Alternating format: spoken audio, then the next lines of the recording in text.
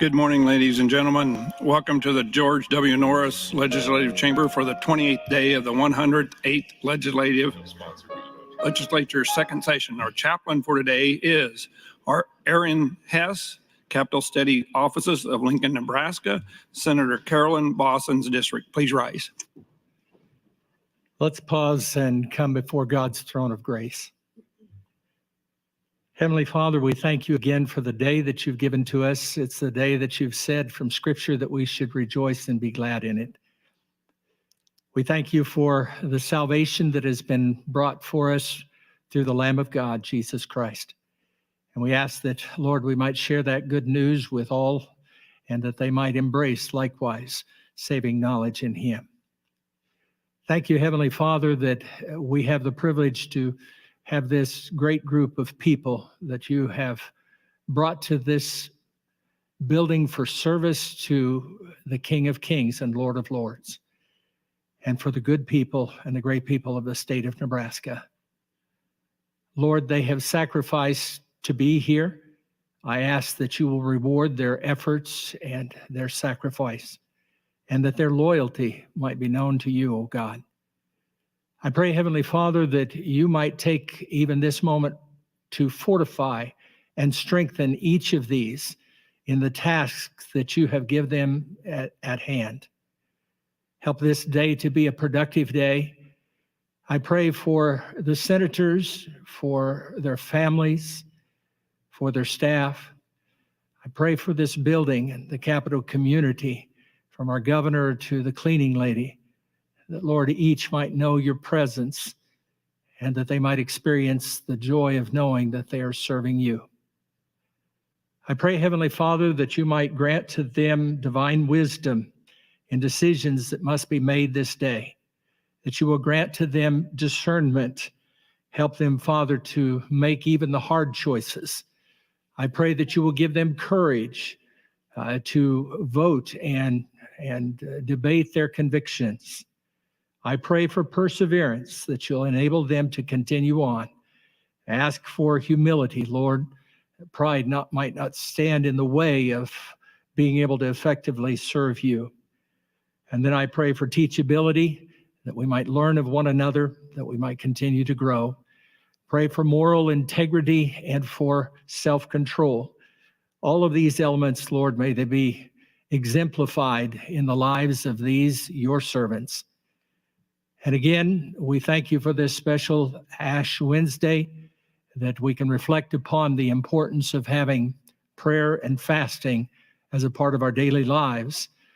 We pray especially for repentance of the sins that have beset our land, even our country, our state. And Lord, we pray for now your wisdom and your guidance, and we'll thank you and praise you for the supply of those needs and beyond.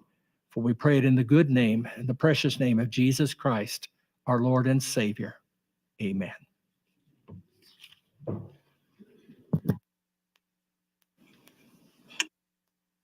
I recognize Senator Aguilar to lead the Pledge of Allegiance.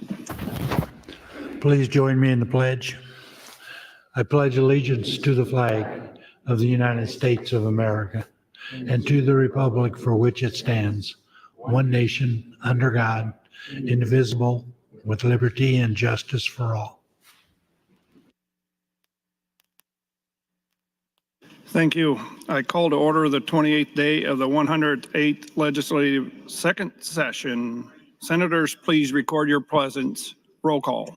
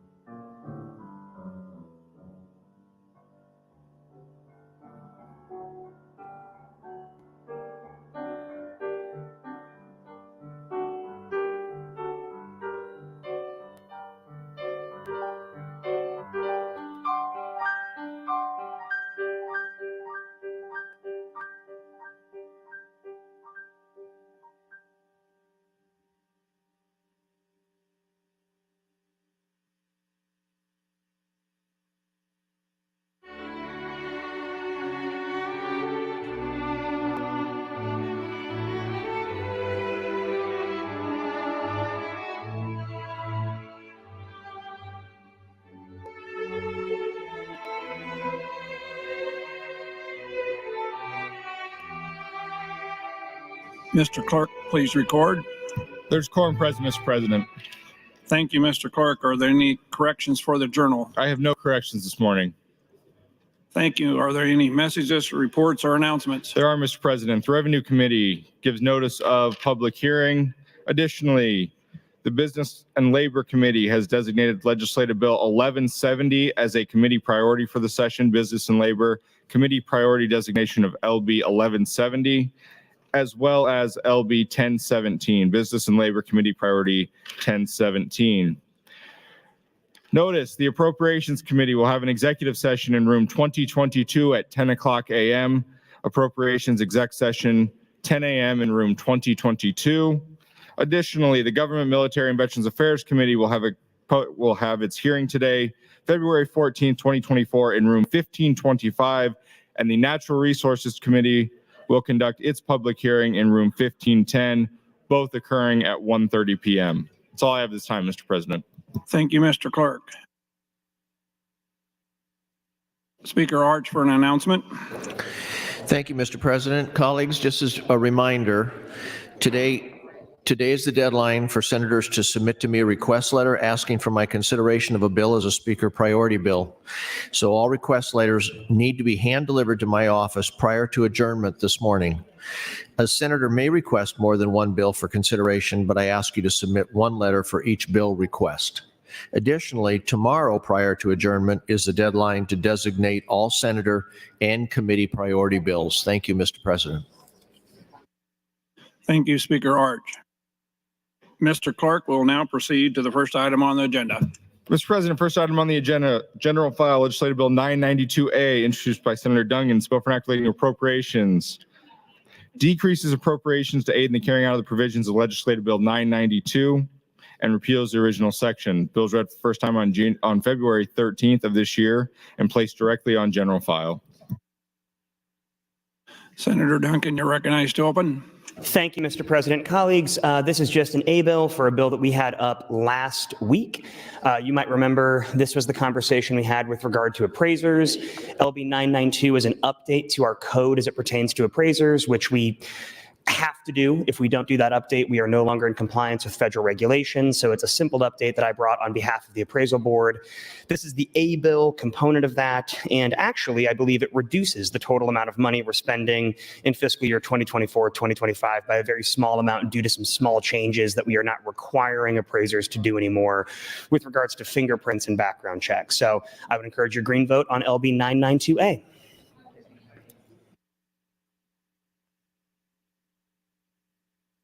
See no other discussion.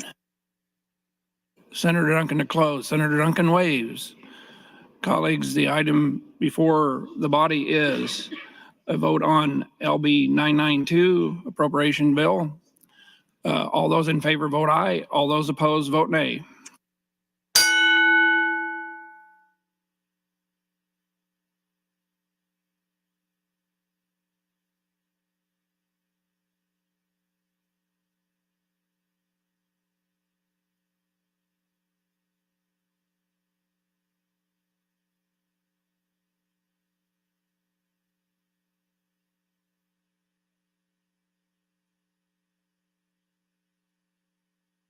Mr. Clerk, please record. 27 ayes, no nays on advancement of the bill, Mr. President. The appropriation bill for LB 992A is advanced. Mr. President, next item on the agenda, committee reports concerning a committee report concerning the gubernatorial appointment from the Natural Resources Committee of Tracy Zink and Jan K. Tenbensel to the Nebraska Ethanol Board. Senator Bosselman, you're recognized to open. Thank you, Mr. President. Good morning, Nebraskans. Good morning, colleagues. Happy Valentine's Day, Nebraskans, colleagues, and your families. We have some spirit on the floor this morning. If you look around and watch TV, you'll see it as we come along with ties or suits. It's a festive day. The Natural Resource Committee held a confirmation hearing on February 8th, 2024 to consider gubernatorial appointee Tracy Zink. Ms. Zink is a new appointment to the Nebraska Ethanol Board to serve a term from November 20th, 2023 until August 31st, 27. She serves as a sorghum production member on the board. The Nebraska Ethanol Board's mission is to establish procedures and processes necessary to the manufacturing and marketing of ethanol fuel and its co-products. The Nebraska Ethanol Board's 7 members are appointed by the governor. Each member represents a specific area or interest related to Nebraska's ethanol industry. The board also has a technical advisor from the University of Nebraska-Lincoln who serves as a non-voting member on the board. Ms. Zink is in the production agriculture and is a 3rd generation to operate Sunny Heights Farms. She is from Indianola and has served on the Middle Republican NRD, chaired the Nebraska Rural Radio Association, been active in the Nebraska Sorghum Producers Association, and the Red Willow County UNL Extension Board. She received her bachelor's degree in education and science from the University of Alaska, as well as a master's degree from West Texas A&M University in sports administration. She appeared in person at the hearing, and the committee voted 8-0 to advance her confirmation. Ask for your green vote. The second person is that appeared on the same day was Mr. Jan Ten Benzel. He is a reappointment to the Nebraska Ethanol Board to serve a term from August 1st, 23 through August of 2027. He serves as a wheat production member on the board. The Nebraska Ethanol Board's mission is to establish procedures and processes necessary to the manufacturing and marketing of ethanol fuel and its co-products. Mr. Ten Benzel is a farmer from Cambridge. He has been on the Nebraska Ethanol Board since 2015 and chairman since 2018.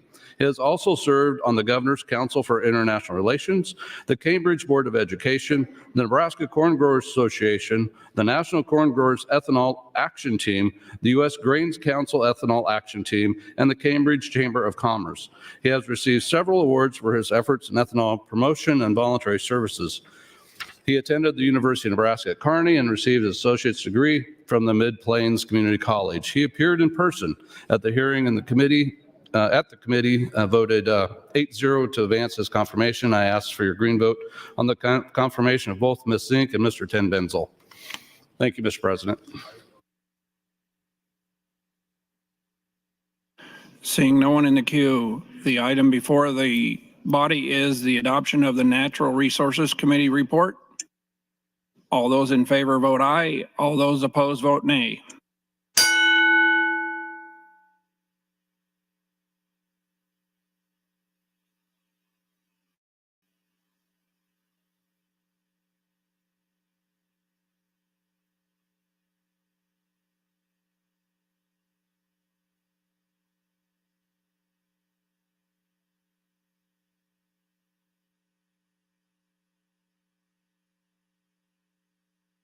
Mr. Clerk, record.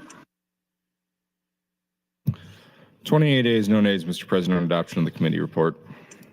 The report is adopted. Mr. Clerk, next item.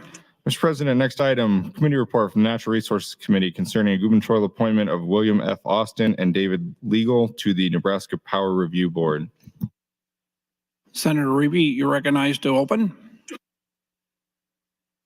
Excuse me, Senator Bosselman. Thank you, Mr. President. The Natural Resource Committee held a confirmation hearing on February 7th, 2024 to consider the gubernatorial appointee, William Austin. Mr. Austin is a new appointee to the Nebraska Power Review Board to serve a term from December 13th, 23 to January 2027. He will serve as the attorney member of the board. Nebraska Power Review Board is a state agency created in 1963 to regulate Nebraska's electric utility industry. Nebraska is unique in that it is the only state in the country served at retail entirely by consumer-owned electric utilities. These utilities include public power districts, cooperatives, and municipalities. The Power Review Board consists of 5 members appointed by the governor and confirmed by the legislature. Board members serve 4-year terms and cannot serve more than 2 consecutive terms. No more than 3 board members may belong to the same political party as the governor. The board must include an engineer, an attorney, an accountant, and 2 lay persons with no geographic boundary restrictions. Mr. Austin is a private practice attorney from Lincoln. He received a degree from the University of Nebraska-Lincoln in political science. He then went on to earn his Juris Doctorate from the UNL School of Law. He appeared in person at the hearing, and the committee voted 8-0 to advance his confirmation. I'd ask for a green vote on Mr. Austin as well. The committee heard on February 7th, the same day, consider the gubernatorial appointee, David Leigel. Mr. Leigel is a new appointment to the Nebraska Power Review Board to serve a term from December 22, 23 until January 26. He will serve as a captain member of the board. Nebraska Power Review Board is a state agency created in 1963 to regulate Nebraska's electrical utility industries. Mr. Leigel is an attorney with a CPA from Lincoln. He graduated from UNL with a degree in business administration before continuing on to a law school at University of Nebraska-Lincoln and for his Juris Doctorate. He appeared in person at the hearing, and the committee voted 8-0 to advance his confirmation. I would ask for your green vote on both Mr. Austin and Mr. Leigel to the Nebraska Power Review Board. Thank you, Mr. President. Seeing no one else in the queue, Senator Bosselman, you're recognized to close. Senator Bosselman waives. Colleagues, the question before the body is the adoption of the Natural Resources Committee report. All those in favor vote aye. All those opposed vote nay.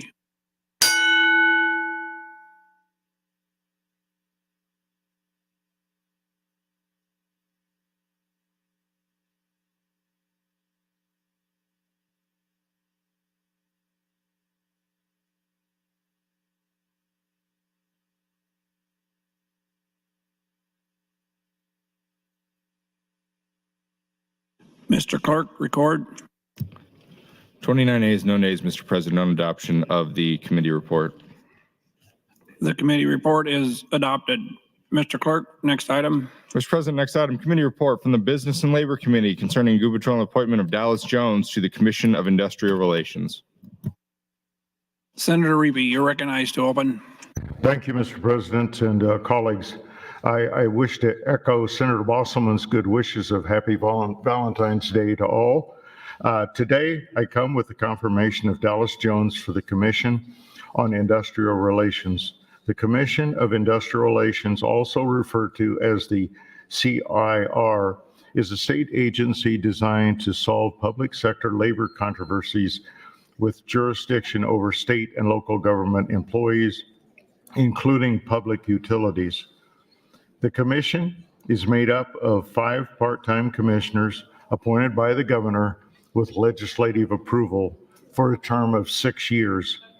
This is a reappointment of Mr. Jones. He was appointed to the CIR by Governor Pete Ricketts and confirmed by the legislature in 2017. Mr. Jones testified in person during the public hearing on Monday, January 22nd. Mr. Jones is an attorney and received his Juris Doctorate from the University of Nebraska. He is currently a partner in the Baylor, Evnen, Wolf, and Tannehill law firm and has been with that firm since 1985. Mr. Jones' law practice is primarily in the area of workers' compensation. Mr. Jones is active in the community and shared with the committee his interests in organizations that serve children. Mr. Jones is qualified to serve on the commission. The commission supported his confirmation with a 6 yes, 0 no's, and 1 present not voting. I would ask your approval for the reappointment and the appointment at this new time to the commission of Mr. Dallas Jones. Thank you, Mr. President. Seeing no one else in the queue, Senator Rippey, you're recognized to close. Senator Rippey waives. Colleagues, the item before the body is the adoption of the Business and Labor Committee report. All those in favor vote aye. All those opposed vote nay.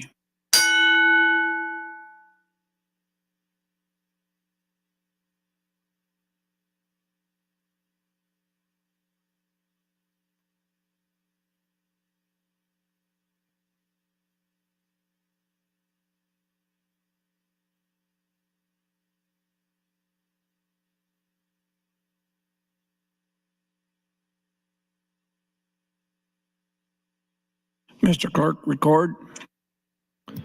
28 ayes, no nays, Mr. President, on adoption of the committee report.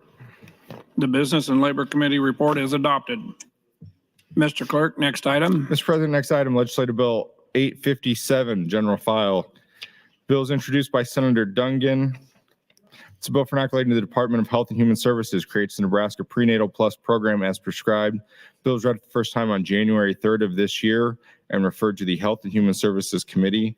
That committee placed the bill on general file with committee amendments. There is an additional amendment, Mr. President. Senator Duncan, you are recognized to open.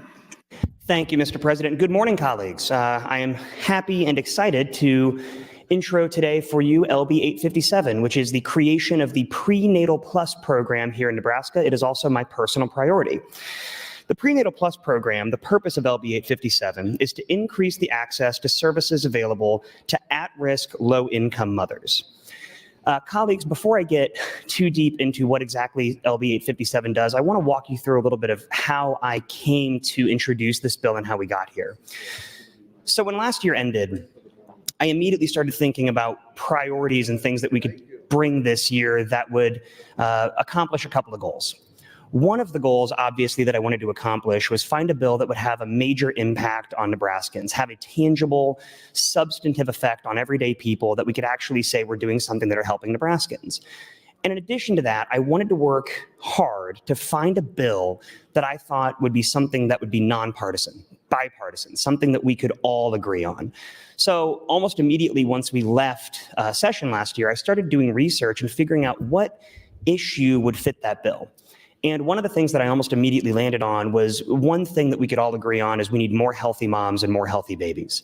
So with that goal in mind of having healthier moms, healthier babies, I began to do research on what we could do as a state and what other states have done to accomplish that goal.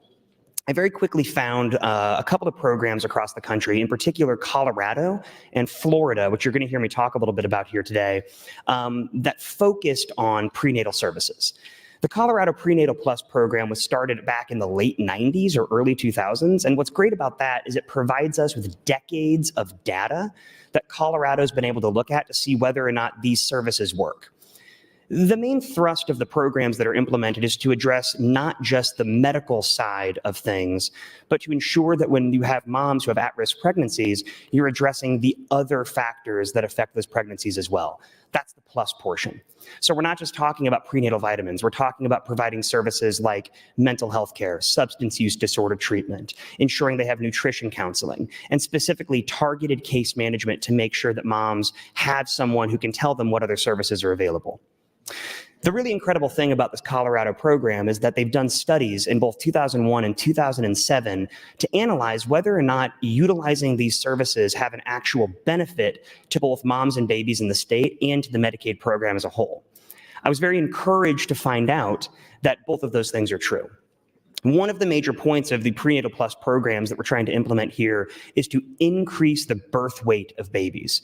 We know that all adverse birth outcomes have negative impacts on people moving forward, but low birth weight in particular has documented decades of information that can show us that a low birth weight baby has any number of medical complications and has further complications that lead into education and other adverse outcomes throughout their life. So one thing that is really, really important is ensuring that we can raise birth weights.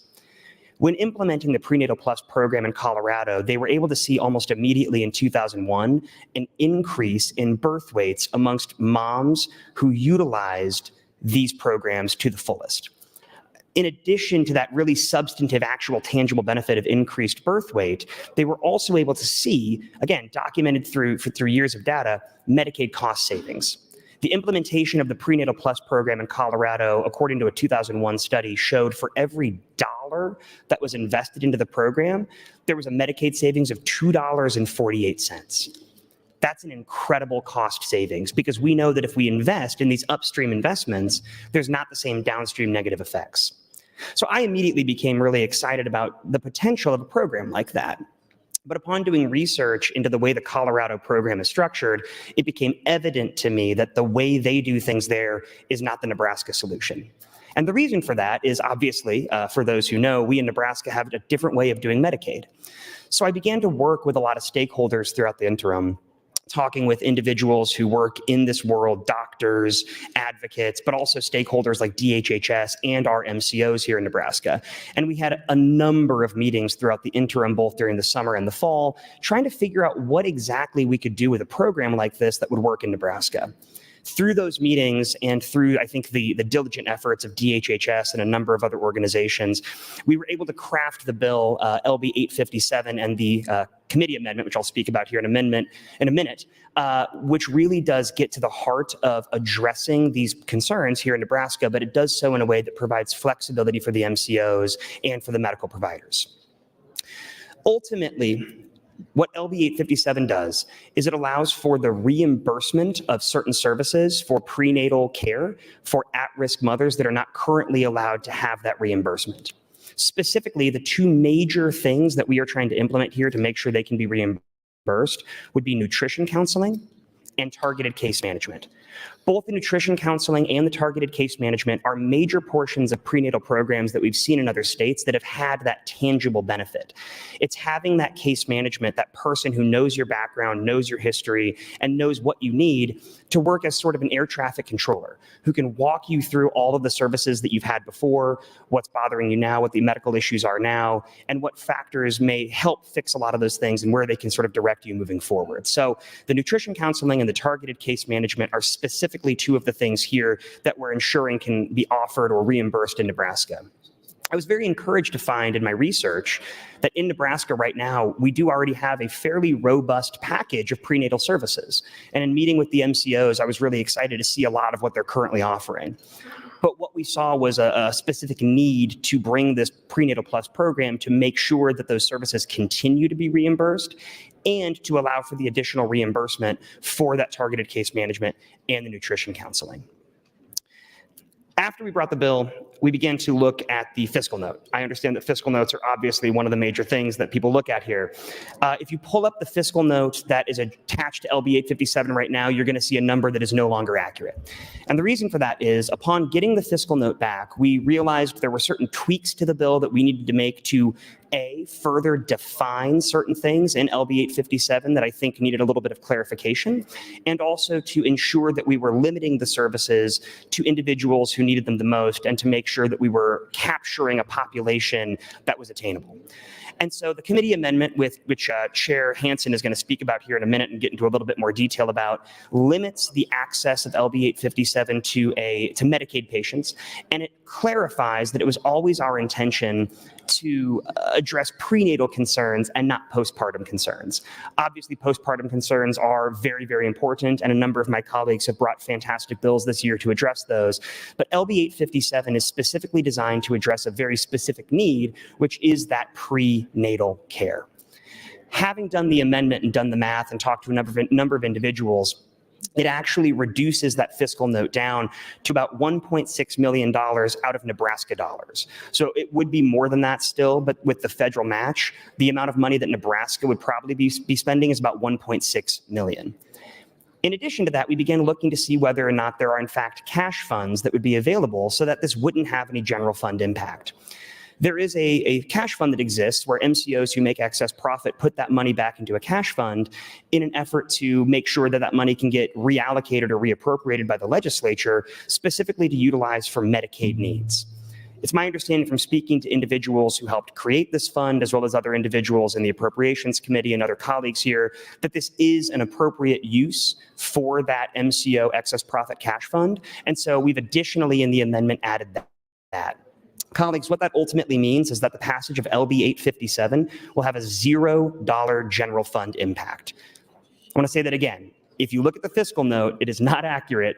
LB 857, by virtue of the fact that we've narrowed down exactly who it's intended to work with, and the MCO excess profit cash fund would be where that money's coming from, it has a $0 general fund impact.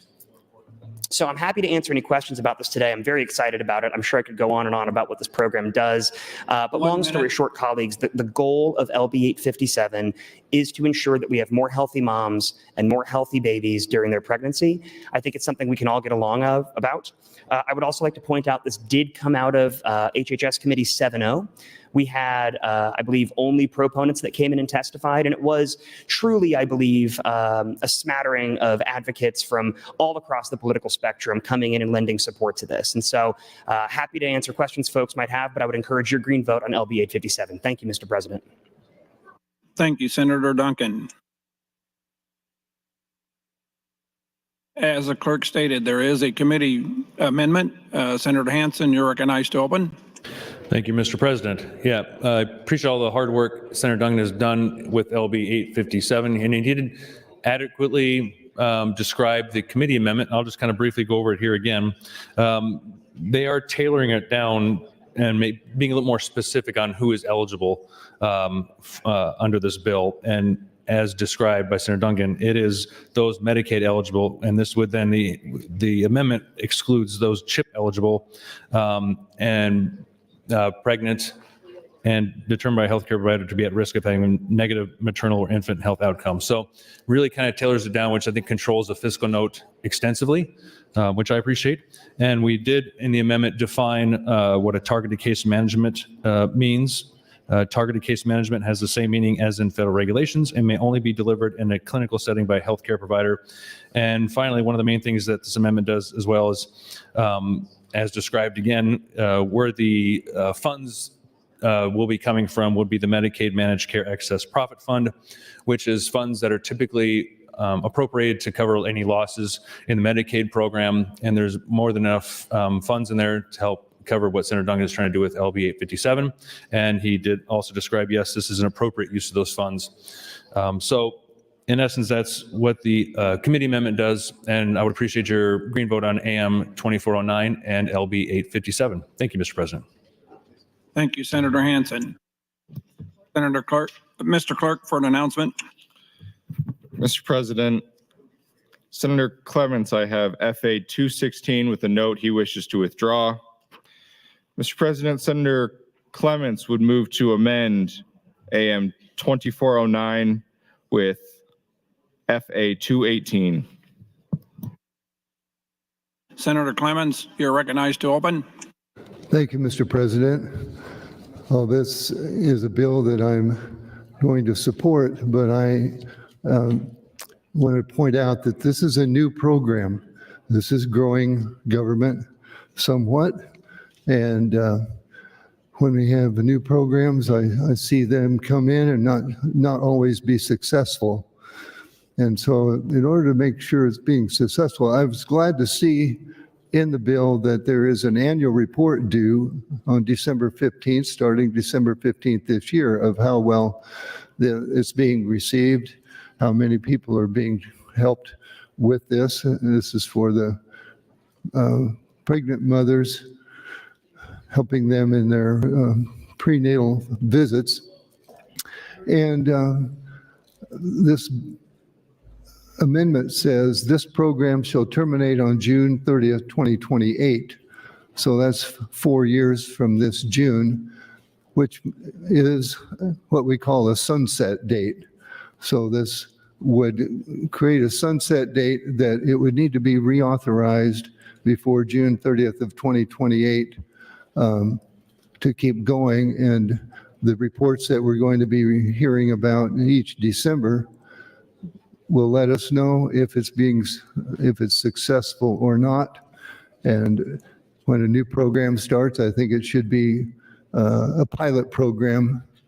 And this basically makes it a pilot program, and it doesn't change any of the provisions. It just says it has a sunset in 4 years. And after 4 years from this June, we should be able to have an idea if it's being successful. And if it is, Senator Duncan has said the other states think that saves them money in Medicaid by having more healthy babies. And I hope that is true. The comment that this has zero general fund impact, I do want to clarify. The Medicaid Managed Care Excess Profit Fund comes back to the state if the managed care organizations are allowed to make a certain amount of profit, but if they make more than that, then the state gets the excess. There's currently $68 million in the Medicare excess profit fund, but we have other bills that are also wanting some money out of it. But if nobody takes money out of the Medicare excess profit fund, that goes into the general fund. And so this is really the $1 million or so reducing this fund is going to reduce the general fund. So it's in effect an indirect cost to the general fund. Having had a $94 million increase in the TIOSA obligation or calculation, that is going to reduce our budget by about $94 million next fiscal year. And the $68 million in that profit fund would be helpful to offset that deficit. And there's not always a profit coming back to the state. And that makes this not guaranteed that there'll be money in that excess profit fund. And if there is not money, and this is obligated, it will be coming out of the general fund.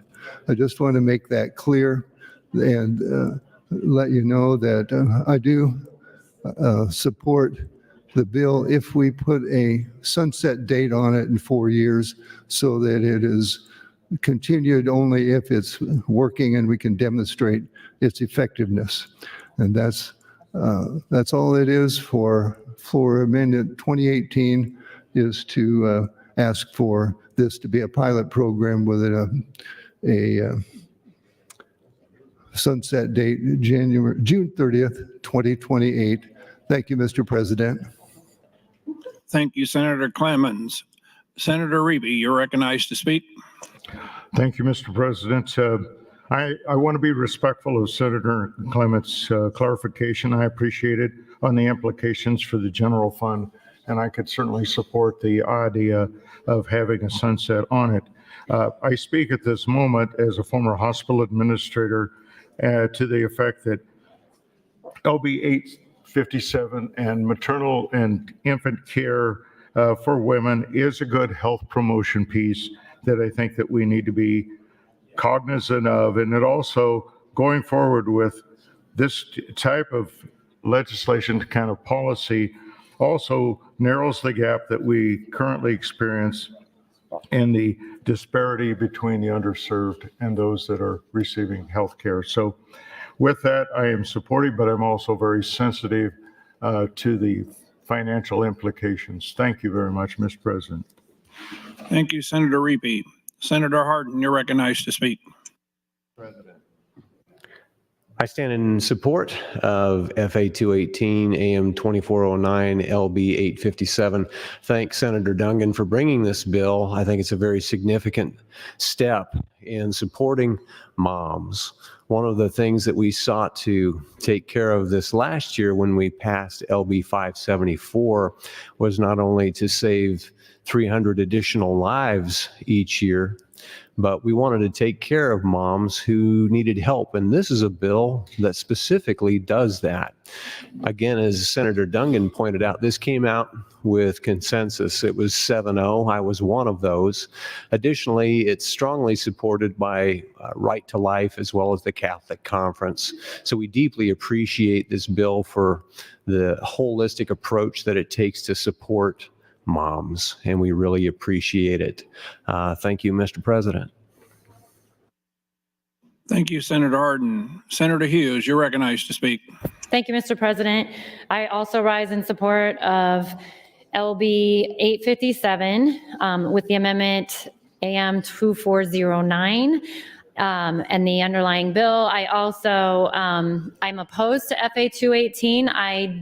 I will say I do acknowledge, I think looking at a sunset is maybe a good thing. I just feel like the 2028 date is a little too soon. I don't think that program will be up and running to really see the true effects of it at that point. Colleagues, LB 857 creates the Nebraska Prenatal Plus program to support mothers who are at risk for having low birth rates, preterm babies, and other adverse outcomes.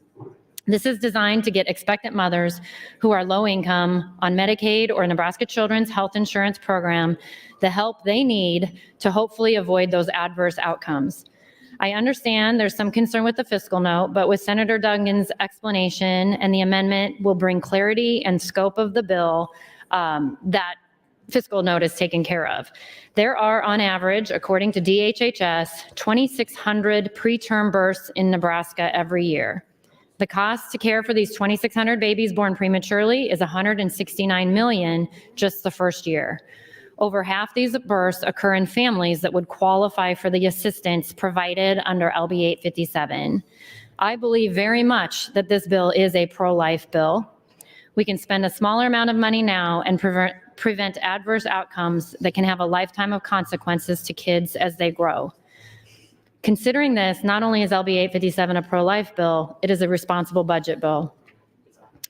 I urge you to oppose sunsetting this too soon. Why would we only want to help mothers and babies at risk for a couple years and then take it away? I urge your green vote to adopt AM 2409 to LB 857 and advance it to select. Thank you, Mr. President. Thank you, Senator Hughes. Senator Duncan, you're recognized to speak. Thank you, Mr. President. And I want to thank my colleagues who've spoken so far in favor of this. Like I said, I think this does enjoy some pretty universal support. Just to speak briefly to FA 218, I want to just say that I completely appreciate the concerns that we've heard with regards to ensuring that new programs operate correctly. You know, the last thing I think any of us want is money being spent in a place that it's not making a difference and that it's not working. With that being said, I do respectfully disagree with Floor Amendment 218, and I will not be supporting it. Just for a couple of reasons. One, as Senator Clements indicated, LB 857 is already designed to require reports to come from Health and Human Services on a yearly basis to analyze the effect of the program. That was done with an intent to ensure that we're actually hitting the benchmarks and the targets that we need to make sure that we're actually making a difference and our money's being well spent. And in addition to that, when that money comes back, or I'm sorry, when that information comes back, it allows us to tweak the program if need be to modify it in such a way that would benefit those moms or increase those birth weights even more significantly. My concern about a sunset, specifically in 2028, is A, as Senator Hughes just indicated, I have concerns that that's not going to give us ample time for this program to ramp up in such a way that we're actually going to fully be able to appreciate or understand the impact. I don't believe this would go into effect, obviously, until 2025. As we all know, births take 9 months, generally speaking. And so by the time that we actually start to see the outcome of individuals who have fully participated in the program, I think it's going to take us a few years past 2028. In addition to that, there was testimony during the hearing of LB 857 that when this kind of or a similar program was implemented in Florida, I think in the first year that it was implemented, there was only about 20% participation rates, and it increased from there. So I do believe that at a certain point in time, once this has been ramped up, once we've seen a little more knowledge in the community about this, we're going to see full usage. But if we are going into just 2028 and waiting until then to get data, I don't think we're going to have a full breadth of the information available to us. So that's one of my major concerns. Also, colleagues, we've seen what happens if a legislature doesn't do its job or essentially breaks down. So my concern is that if this program is in place with a sunset and the future legislature in 2028 fails to act, it's going to harm those moms and those babies who are benefiting from the program at that point in time. And I would hate to see individuals who are benefiting from this program have a negative impact simply because a future legislature, for whatever reason, fails to act. We have an opportunity right now to make sure those moms are protected, to make sure those babies are protected. And I think that the program has ample guardrails currently with those DHHS reports that we're going to be getting in order to analyze whether or not the program is operating the way it should. So completely respect and appreciate Senator Clements' concerns. None of us want to see government waste here because we're all trying to ensure that we spend our money appropriately. But I do think that the sunset in 2028 might be a little bit too soon. In addition to that, colleagues, I do appreciate some of the conversations surrounding the cash fund. I would just like to note that cash fund, the MCO excess profit cash fund, does have particular guidelines for what that money can and can't be used for. And so that money specifically does have to go towards individuals on Medicaid. And so this is a program that is eligible for that. Certainly, this is the kind of program that was in fact designed for, and that's what that money is sitting in that cash fund to be utilized for. Again, I think we're getting this cost down to somewhere close to 1.5, 1.6 million per year out of Nebraska dollars. Currently sitting in that cash fund, I believe, is 68 million. And my understanding is that could potentially increase down the road. We obviously always want to ensure the health of our cash funds and not be spending willy-nilly. But I do believe this is a small amount of money in the grand scheme of things with a large outcome. I'd like to highlight one more time the dollars spent on the program saved. Thank you, Mr. President, $2.48 down the road. So if you're looking at a dynamic forecasting of the actual net cost and the net savings of this program, we're going to be saving money, and we're going to see more money coming back in those Medicaid savings, given the fact there's not going to be NICU stays, there's not going to be other concerns if individuals are fully utilizing the access to the Prenatal Plus program. So I do, again, encourage my colleagues to vote yes on LB 857, yes on the committee amendment AM 2409. I am respectfully opposed to FA 218. Thank you, Mr. President. Thank you, Senator Duncan. Senator Hansen, you're recognized to speak. Oh, hold on, Mr. Clerk, for an announcement. Mr. President, the Urban Affairs Committee will have an executive session at 10 o'clock under the north balcony. Urban Affairs exec session, 10 o'clock under the north balcony. Senator Hansen, you're recognized to speak. Thank you, Mr. President. It's probably a good thing I didn't do my HHS executive session today at 10. We'd have nobody on the floor. I do want to speak just really briefly on the floor amendment for Senator Clements. I am in favor of having at least some kind of control over maybe the outcome of this bill, which I'm in favor of the bill, actually. But I also am appreciative of where Senator Clements is coming from with appropriations and how we spend a lot of this money, especially since it's coming from the Medicaid excess fund, which we may need to use if we draw those funds down too much. So I like his fiscal outlook with his floor amendment, so I am in favor of that, but I am also in favor of the amendment 2409 and the underlying bill 857, because I think what Senator Duncan has done here with this bill is noble, and I appreciate what he's trying to do here. So thank you, Mr. President. Thank you, Senator Hansen. Senator Albright, you're recognized to speak. Thank you, Mr. President. Good morning, colleagues. I would like to thank Senator Duncan for bringing this bill. We knew last year when we asked these mothers to have these babies and not do an elective abortion, that we were going to have a lot of different programs, whether it's on adoption or taking care of the mother. I do know with Senator Wishart's bill, we are making certain that she's got the insurance for a year after. I just want to talk a little bit about how I have two granddaughters that they were both firstborns with both of my daughters. One of them had a situation where I was not able to be with her as much. I'd moved away and I couldn't be down there every day. But the county, Sarpy County, brought in a woman to be with my daughter and help her.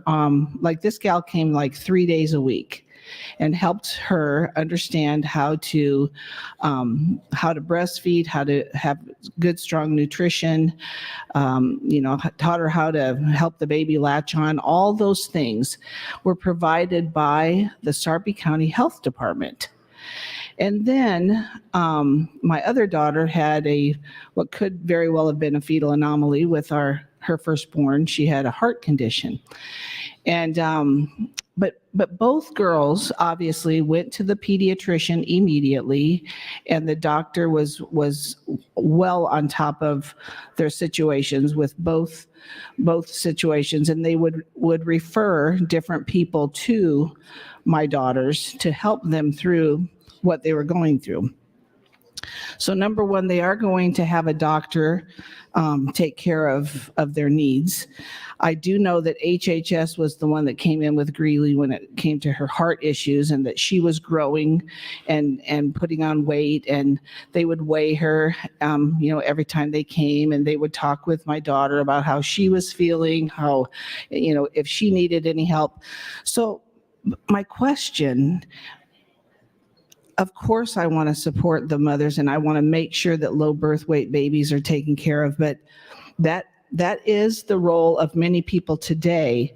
So my questions would be, and then I'll ask Senator Duggan to engage with me, but how much is HHS doing today? How many cases of low birth weight babies are they going in to take care of and or help a mother through, the baby blues or whatever she might be going through? But what is our state doing? What are the counties doing? This is a large undertaking, and I think everybody on the floor should be asking questions about this, because if we provide them the insurance, the Medicaid, for a year after the baby's born, and they're going to their doctors, and the doctors today will refer them to different people or different organizations or groups. There's a lot going on today. What is it today that we are missing? And why would, to have HHS take this on, how much of this are they already doing? And perhaps we ease into this fiscal note, because what are we paying Health and Human Services Department today to take care of some of these mothers and the infant babies? So Senator Duncan, would you yield to a question? Senator Duncan, would you yield to a question in 1 minute? So how much time, and I'll put my light on again if nobody else wants to talk about this, but how much is HHS doing today, and where do you think they're lacking in taking care of these mothers and babies today?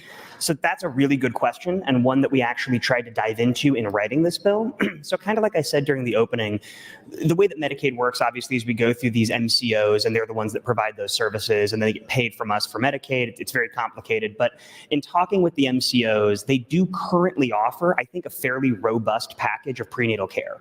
And so a lot of the things that the original Colorado program sought to implement, which is why it was much larger and more top-down, we actually already have here in Nebraska. And so that's really positive, and I felt very good about that. The two things that they've shown a huge impact from, and I can talk more about this too down the road, that we're not currently able to be reimbursed by the MCOs or by Medicaid for in Nebraska, was the nutrition counseling and the targeted. Thank you, Mr. President. Mr. Clerk, for an announcement. Mr. President, the previously announced appropriations exec session will be held in 2102. Appropriations exec session 2102. Senator Ballard, you are recognized to speak. Thank you, Mr. President. Good morning, colleagues. Good morning, Nebraska. Would Senator Duncan yield for a question? Yeah. Senator Duncan, will you yield to a question? Yes. Thank you, Senator Duncan. And thank you for bringing this to the Health Human Service Committee and making this your priority. In committee, we talked about the program in Colorado. Can you kind of outline the successes of that program? Absolutely. And I can actually dovetail that with finishing answering Senator Albright's question. So in Colorado, what was, I think, some of the major goals were to increase those birth weights and generally address adverse birth outcomes. And in doing so, they noted that there were a number of programs that could have been put in place to help with those things. And to Senator Albright's question, the things that they did there that we were not currently offering for the MCOs here in Nebraska was nutrition counseling and targeted case management. So the targeted case management is really that number one thing that in Colorado, I think we saw some major effects from. And that targeted case management, or TCM, so I don't have to keep saying that, what that essentially is that's an individual from an in-house provider who can help that mom connect them with additional services throughout the pendency of their pregnancy. And the reason that's beneficial, and they documented this in Colorado, was when you have a person who is able to get to know you, get to understand your particular issues, get to understand the kind of things that are going to help you, and you have those consistent contacts with them repeatedly, that's where you really start to see a major benefit from that program. So to Senator Albright's point, it was that targeted case management and nutrition counseling that we're specifically implementing here, which are very important. In Colorado, again, one of the largest outcomes they were able to see when they did these objective studies was an increase in birth weight. Specifically, the study published by that state said prenatal plus is significantly associated with lower risk of having a baby that is small for his or her gestational age. This appears to be a result of greater weight gain on the part of prenatal plus participants.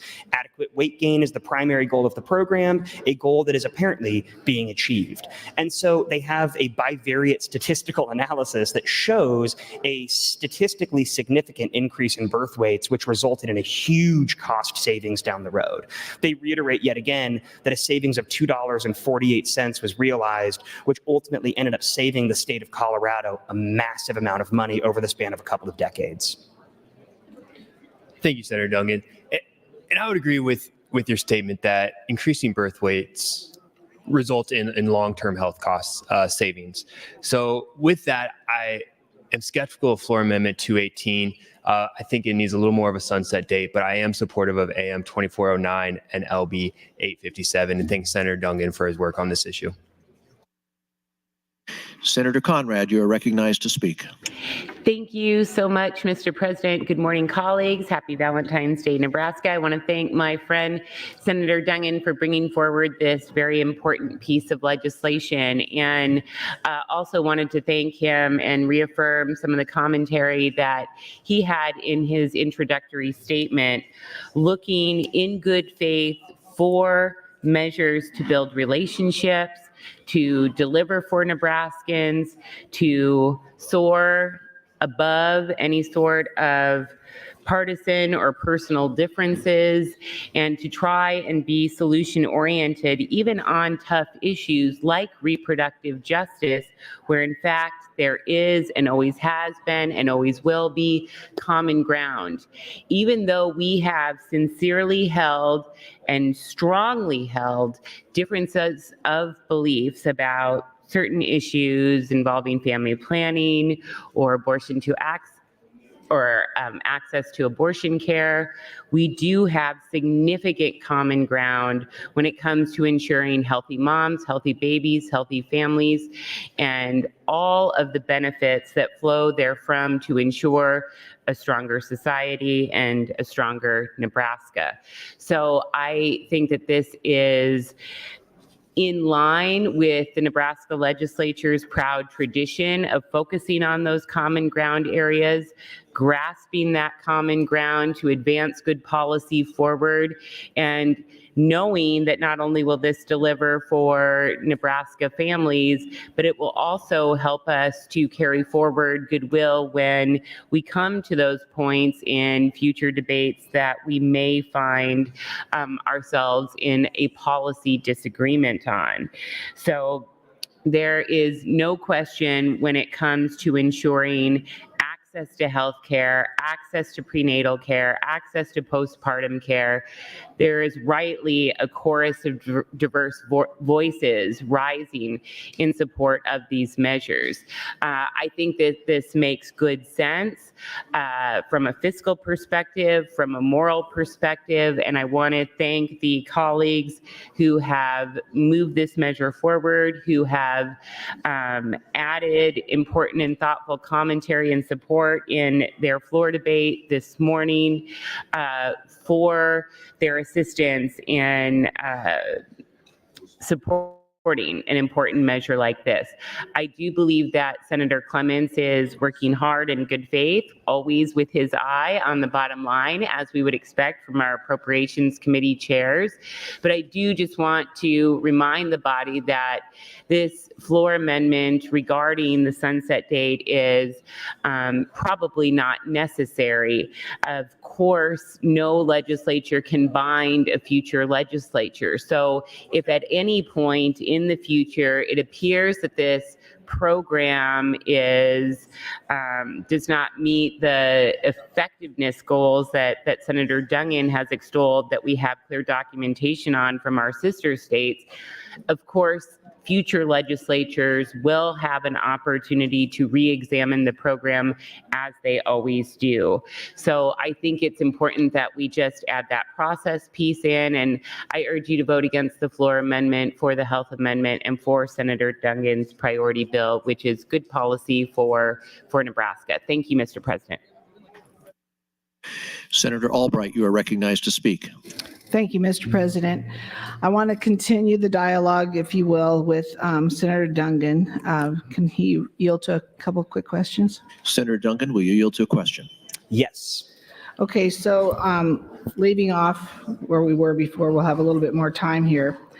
Okay, so in the fiscal note, I haven't delved into too much of it. We were out pretty late last night in education.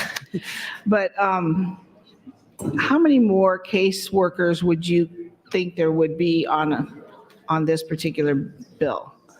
I mean, because if I need a number, this is my concern. I need a number today. How many caseworkers are going to these homes today, helping these mothers? Because most of them, like I say, go to their pediatrician and figure out what they need to do. But how many caseworkers are right now going to talk to the parents and help them out with the baby?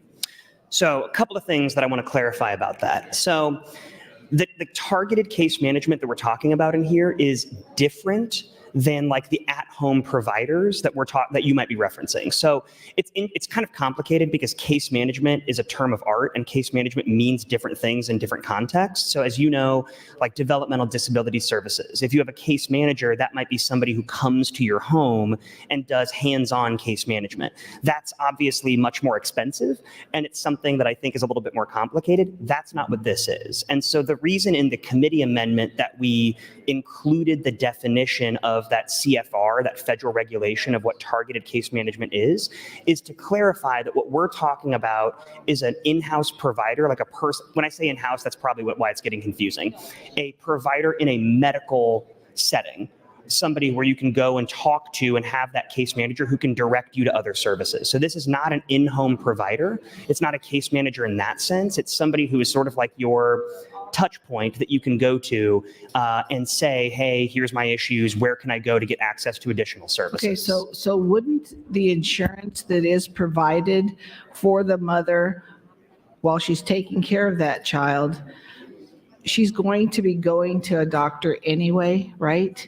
So are you saying that someone would be assigned to her, but not through her insurance, but just from the state, that they would have somebody go see that child, as my daughter did, 2 to 3 times a week, and weigh the baby and check on the baby? And how long would they be connected to that case? Is it for a year? Is it for the first year? Is there a cutoff date? So what we are specifically getting at here, first of all, is just prenatal services. So this is not addressing postpartum at all. Those are other bills that have been worked on. And as last year, we all, as a legislature, addressed a lot of those postpartum issues. So this is just for the prenatal period. So it's just the 6 months generally prior to birth.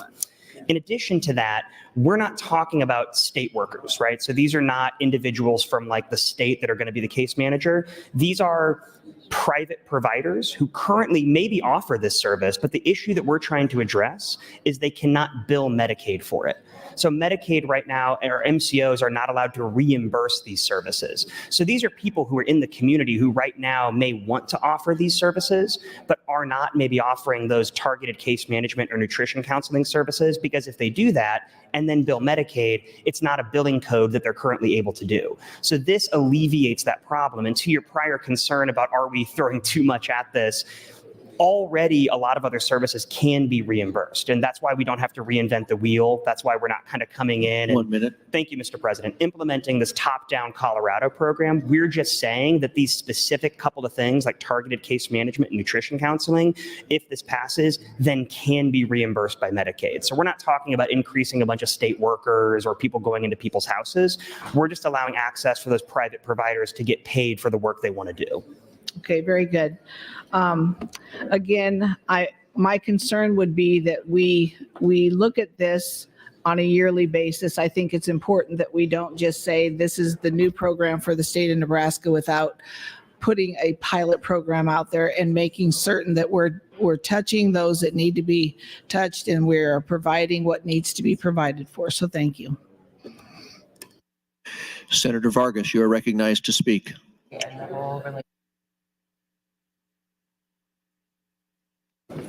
Thank you very, very much. And I stand in support of LB 857. Thanks, Senator Dungan, for bringing this bill. I stand in opposition to the floor amendment. Tons of respect for Senator Clements. Look, we typically should be looking at evidence-based programs that deliver results, and this is one of them. And this is personal to me. You'll be getting cookies here soon on behalf of my daughter, Ava, because it's her birthday today. Thank you, thumbs up, Senator Lippincott. She turns 5. And for those people that remember from when she was first born, my daughter was born early, it was preterm, and it was a very difficult pregnancy and difficult for me and my family and difficult for my wife. And so this is one of the reasons why I've worked on a lot of maternal and child health work since then, because I've seen what happens when there are mothers across Nebraska that are in need and we're not providing them with the best possible services and programs that are the most evidence-based. And this is an example. When you see the results in Colorado, you can see this clearly helps to address those health gaps that are needed at the prenatal level for both mothers and little ones. And so that's the reason why I stand in support. So there'll be cookies passed out shortly here on behalf of my daughter Ava's birthday, turning 5. But this is personal to me, and as many different pieces of legislation are, and I want to thank Senator Dungan and the committee for their work on this bill, and appreciate everybody for their help and support. Thank you. Senator Jacobson, you are recognized to speak. Thank you, Mr. President. I'll try to be really brief here. I just thought I'd weigh in since it's gone on for a while. It looks like I'm last in the queue, so I was beginning to wonder if Senator Dungan was filibustering his own bill here for a while, but hopefully we can get to a vote and move on. Well, I rise in support of LB 857 and AM 2409. I'm not convinced that we need a sunset. I do think this is a program that is not all that expensive, but an incredible important piece of what we need to do.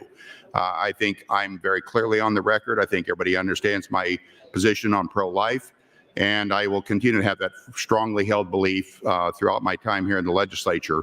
But I think, as we've talked before, and I would agree with Senator Conrad, that one of the things we can all agree on, I think, on this pro-life issue is pro-life isn't just a matter of saving that child. It's a matter of saving that child while from a prenatal standpoint and a postnatal standpoint.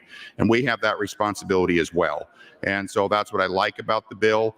I supported the bill when Senator Dungan first introduced it. I think as a pro-life Republican, we ought to all be behind this bill for that reason. So I'm going to vote no on FA 218. I'm going to vote yes on 2409 and LB 854. I hope my colleagues join me, and hopefully if nobody else jumps in the queue, we can move to a vote. So thank you, Mr. President. Seeing no one left in the queue, Senator Clements, you are welcome to close on floor amendment 218. Thank you, Mr. President. I do support LB 857 and AM 2409, but I do believe it's proper to have a 4-year sunset date, and this is my 8th year. I don't recall a program actually being terminated with a sunset date. We've had several sunset dates that come and get extended. I think let's see, Deb Fisher's 25-cent sales tax was just extended about a year ago, millions of dollars for roads, and we extended that for another period of time. And because it's building roads, and this, if it's successful, I'm sure that a senator in 2028 will introduce a bill to extend this sunset date or eliminate it so that it becomes permanent. And that would be all right with me if it's a successful program, but this is growing government, and a new program should be scrutinized. The Medicaid Managed Care Excess Profit Fund is money that would go to the general fund if it wasn't spent from here. This is a worthy cause, But if that fund goes to zero, then it would be a general fund expense. And there are uses for the $68 million.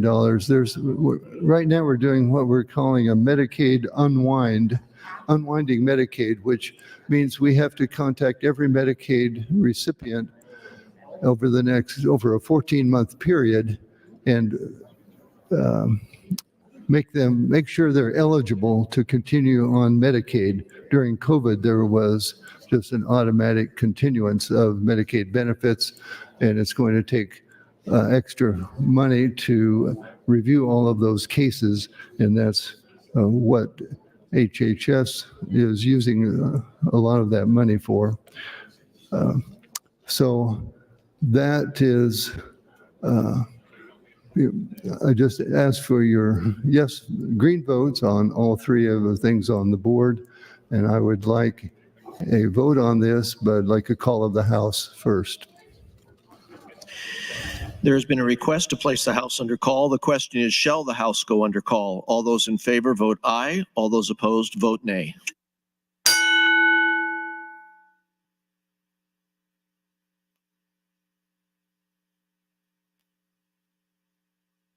Record, Mr. Clerk. 22 A's, 3 days, placed House under call. The House is under call. Senators, please record your presence. Those unexcused senators outside the chamber, please return to the chamber and record your presence. All unauthorized personnel, please leave the floor. The House is under call.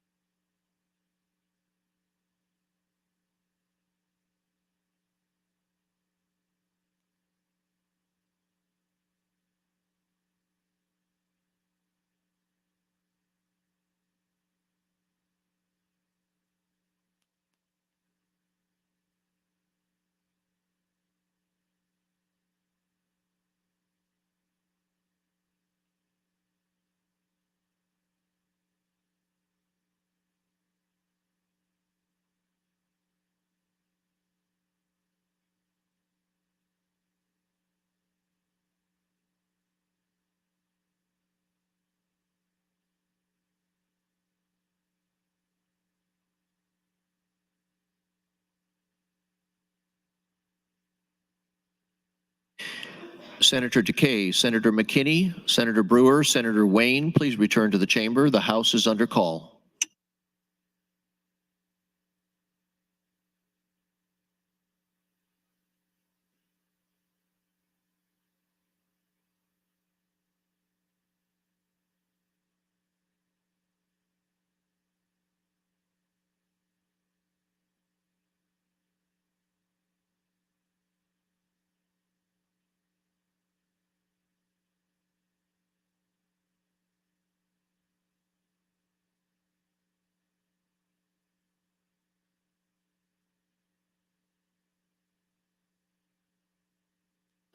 Senator Brewer, please return to the chamber. The House is under call.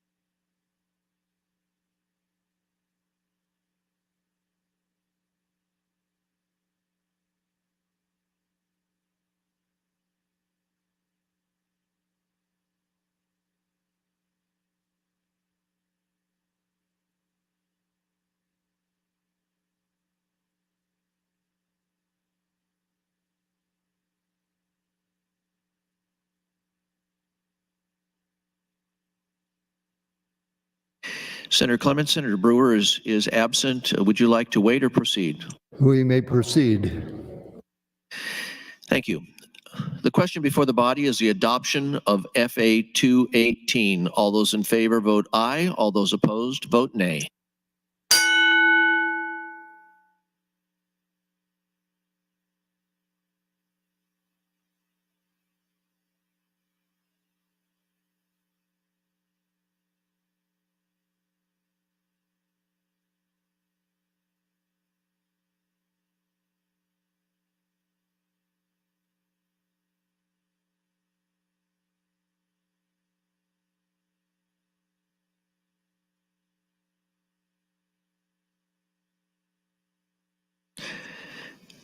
Has everyone voted who wishes to vote? Mr. Clerk, please record. 25 ayes, 15 nays on adoption of the amendment, Mr. President. FA 218 is adopted. Seeing no one in the queue, Senator Dungan, you're welcome to close. Senator Hansen, you're welcome to close on AM 2409. Senator Hansen waives close. The question before the body is the adoption of AM 2409 as amended. All those in favor vote aye. All those opposed vote nay.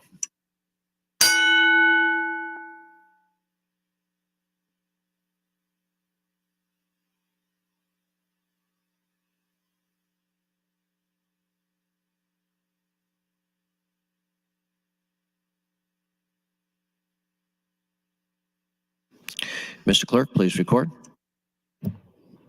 45 ayes, no nays on adoption of the amendment, Mr. President.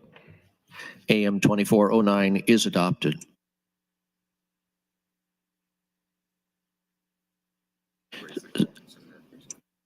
I raise the call. Senator Michaela Cavanaugh, you are recognized to speak. Thank you, Mr. President. I was actually going to talk about that we needed to raise the call because that limits the ability of the body to do another call of the House on the next action. And when we don't have the full body here because the person who did the call of the House waived, waiting for the person, you limit the ability of the next person to have the full call of the House if they so chose. So thank you for raising the call. I stand in support of LB 857. I am disappointed that 25 people in this body decided that we can only care about prenatal care for babies until 2028. That's ridiculous. You either care about it or you don't care about it, but I hope to see you all voting green now. Thank you.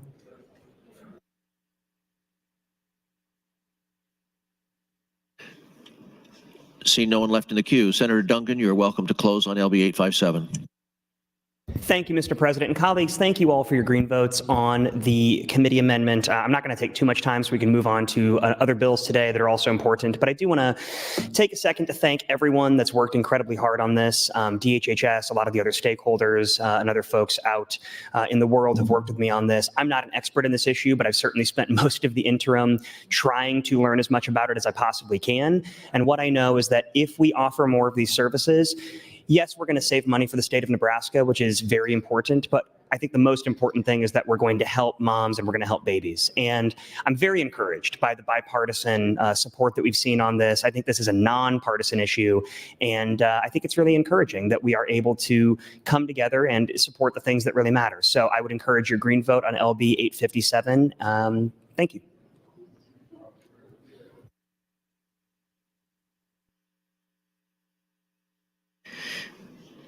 Colleagues, the question before the body is the advancement to ENR initial of LB 857. All those in favor vote aye. All those opposed vote nay.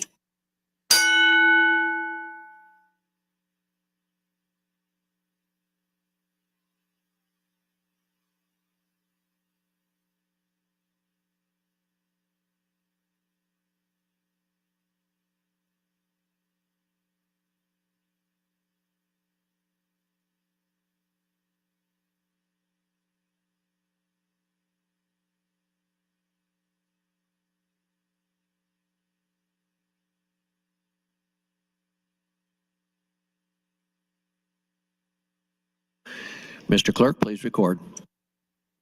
45 ayes, no nays on advancement of the bill, Mr. President. LB 857 advances to ENR initial. Mr. Clerk, for items. Thank you, Mr. President. Communication from the governor. Engrossed legislative bills 17894, 140, 140A, 146, 151, 247, 252, 279, 299E, 308, 461, 628, and 664 received in my office on February 8, 2024, and signed on February 13, 2024. Additionally, Mr. President, your Committee on Agriculture, chaired by Senator Holleran, reports Legislative Bill 844 to general file with committee amendments. Amendments to be printed, Senator Albright to LB 605. Your Committee on Health and Human Services, chaired by Senator Hansen, reports Legislative Bill 1196 to general file. Communication from Senator Erdman designating Legislative Bill 1169 as his personal priority for the session. Senator Erdman, 1169 as his personal priority. Communication from Senator Mosier as chair of the Transportation and Telecommunications Committee. The Transportation and Telecommunications Committee has designated Legislative Bill 1200 and 1031, 1200 and 1031 as the committee priorities for the session. Senator Mosier has selected Legislative Bill 1335 as his personal priority for the session. 1335, Senator Mosier, personal priority. Senator Slama has designated as chair of the Banking Committee. The Banking Committee has designated Legislative Bills 1073 and 1074 as the Banking, Commerce, and Insurance Committee priority bills. Banking, Commerce, and Insurance, Legislative Bills 1073 and 1074 as committee priorities. Senator Wishart has designated Legislative Bill 905 as her personal priority for the session. Senator Wishart, 905. Senator Vargas has designated Legislative Bill 1355 as his personal priority for the session. Senator Vargas, 1355. The Retirement Systems Committee has designated Legislative Bill 196 and 686 as the two committee priority bills for the session. Retirement 196, 686 as committee priority bills. The Executive Board has selected Legislative Bill 1104 as a committee priority bill for the session. Executive Board 1104. Mr. President, notice that the Appropriations Committee will be having an exec session in room 2102 now. Appropriations exec session 2102 now. That's all I have this time. Mr. Clerk, next item on the agenda. Mr. President, next item on the agenda, Legislative Bill 1035, introduced by Senator Hughes, the bill for not relating to public health and welfare, adopts the Prescription Drug Donation Program Act. Bill was read for the first time on January 5th of this year and referred to the Health and Human Services Committee. The bill was placed on general file. I have no committee amendments. There are additional amendments, Mr. President. Senator Hughes, you are welcome to open on LB 1035. Thank you, Mr. President. Colleagues, I thank you for the opportunity to bring forward LB 1035. I'd like to thank the members of the Health and Human Services Committee for taking the time to listen to the testimony in support of this bill last month and in reporting it out of the committee unanimously 7-0.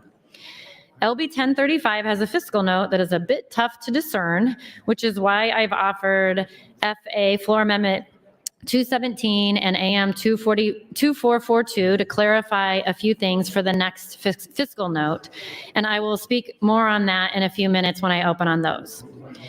LB 1035 is the result of an idea brought to me by a constituent. I also found out after introducing this bill that former Senator Vicki McDonald, who represented Senator Lippincott's district in the early 2000s, had introduced similar legislation years ago. The constituent I mentioned sent me an email after she struggled to find a home for her father's prescriptions after he had passed away. Starting with that email, we began to look into what other states were doing with unused prescriptions. That led us to Iowa and SafeNet RX. We reached out to them and were graciously invited over to visit their facility in Grimes. Senator Reapy joined us on the visit, and Senator Wall's staff joined via Zoom. We returned from their visit impressed by the amount of medication in SafeNet RX advanced inventory system, their safety inspections, their staff, and their facility. We also learned that the Iowa legislature had asked SafeNet RX to join forces with other states to better utilize Iowa's growing inventory of donated prescription meds, some of which are already being donated from Nebraska. Nebraska does not have a donation program, but we run a prescription drug take-back program and have done this for many years. The Take Back program is an important program that needs to continue. However, we are currently spending around $500,000 a year to collect and dispose of an average of 30,000 pounds of prescriptions annually. These could otherwise be donated if our laws allowed, and instead we ship them off to Texas where they're incinerated. Think for a minute how many millions of doses that represents, considering the tiny weight of an individual pill or tablet. The current Take Back program does not include the many tons of prescriptions currently destroyed in-house by long-term care facilities. We don't really have an accounting for those as the total number across the state, but it is not a small number. If we can divert some of the medication entering into our Take Back program to be destroyed and put that into the drug donation program and incent more pharmacies to donate prescriptions that would qualify for the program, it would be a win-win for Nebraskans. Our neighbors in Iowa have run a prescription drug donation program successfully and safely since 2007, providing over 141,000 low-income Iowans with more than 116 million in much-needed prescriptions they could otherwise not afford. LB 1035, in a nutshell, will work with Iowa. We don't have to reinvent the wheel here, and we can do more with less to enable low-income Nebraskans the ability to obtain the prescriptions they need. Colleagues, I know that I have the opportunity to I have had the opportunity to speak to nearly all of you about this bill, and I appreciate that 41 of you have been able to support LB 1035 as a co-sponsor. I know most of you heard all of this in person from me or during the hearing, but for the benefit of the public and for the record, I want to share some additional facts about the bill. LB 1035 will allow the Department of Health and Human Services to designate a nonprofit to establish and administer the prescription drug donation program. The donated prescription drugs can be prescribed then to uninsured and underinsured Nebraskans who are at or below 200% of the federal poverty limit. The program will also allow donation of unopened and sealed prescription drugs that are in tamper-evident packaging, are unexpired, non-refrigerated, and non-controlled substances. The program will also allow the donation of similar over-the-counter medication and medical supplies. All donations are inspected by the administering entity and distributed to licensed pharmacists in the state of Nebraska who voluntarily participate in the program. This program does not compete with the private marketplace. One goal of LB 1035 is to reduce the instance of emergency care for serious but preventable medical conditions, greater access to prescriptions for low-income Nebraskans to treat chronic and acute conditions like diabetes, heart disease, mental illness, asthma, COPD, and many others. Across the border in Iowa, this has resulted in a reported $33 million of savings to their health systems. We can expect similar savings here with your green vote to advance LB 1035 to select. I'd like to note that this does not include savings generated by reducing workdays lost for illness, which impacts both low-income individuals and their employees. Colleagues, we can also use LB 1035 to reduce recidivism of incarcerated individuals by providing them access to needed medicines as they move from the care of the justice system into the private sector. Iowa's prescription donation program partnered with their Attorney General to provide free behavioral health prescriptions for up to 6 months for justice-involved individuals. This is important as over half of Iowa's prison population has received a serious or chronic mental health diagnosis. Nebraska is no different. Our justice system and our prisons are our main mental health facilities, if you think about it. Nebraska passed legislation in 2022 to get inmates nearing release enrolled into Medicare. However, not everyone qualifies for this due to a number of factors. LB 1035 can help those who presently fall through the cracks in accessing their prescriptions. Colleagues, LB 1035 has the full support of the Nebraska Pharmacists Association, the Nebraska Healthcare Association, the Nebraska Hospital Association, the Nebraska Medical Association, the Nebraska Oncology Society, the Association for Clinical Oncology, the Nebraska Psychology Association, Nebraska Appleseed, Leading Age Nebraska, and the Nebraska Nursing Homes and Assisted Living Communities. I urge your support in advancing LB 1035 to select file. Thank you. Senator Hunt would like to recognize a guest, Cleo Zagurski, public health major at Creighton University, seated under the south balcony. Welcome to your Nebraska Legislature.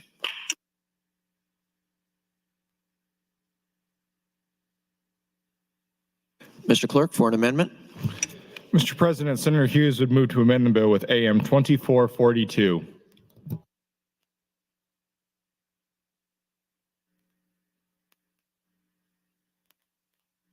Senator Hughes, you're recognized. Thank you, Mr. President. So as I mentioned, I've got two amendments coming on this, and it's just small word changes. AM 2442 is a white copy amendment, but you will find that the only changes are on page 1 in section 3 on line 21. Individual was replaced with nonprofit organization. This is to clarify that LB 1035 is intended that Nebraska would be partnering with Iowa's SafeNet RX, which is a nonprofit tasked with running their successful prescription drug program since 2007. We don't want to reinvent the wheel here. We can partner with Iowa and help many Nebraskans, and in the process, reduce the amount of perfectly good prescriptions that we are currently destroying. I believe that LB 1035, as amended by AM 2442, will give greater clarity to DHHS and the Legislative Fiscal Office in providing a more accurate fiscal note after LB 1035 is moved or is advanced to select file. I urge your green vote on 2442. Thank you, Mr. President. Mr. Clerk, for the next amendment. Mr. President, Senator Hughes would move to amend with FA 217. Senator Hughes, you are welcome to introduce FA 217. Thank you, Mr. President. I thank you again for your time on this.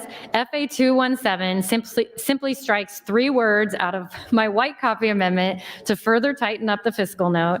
It strikes the word may and the words or appoint on page 1 in section 3 on line 21. And the sum total of the floor amendments and the white copy amendments is to strike 4 words and replace them with 2. Thank you, Mr. President.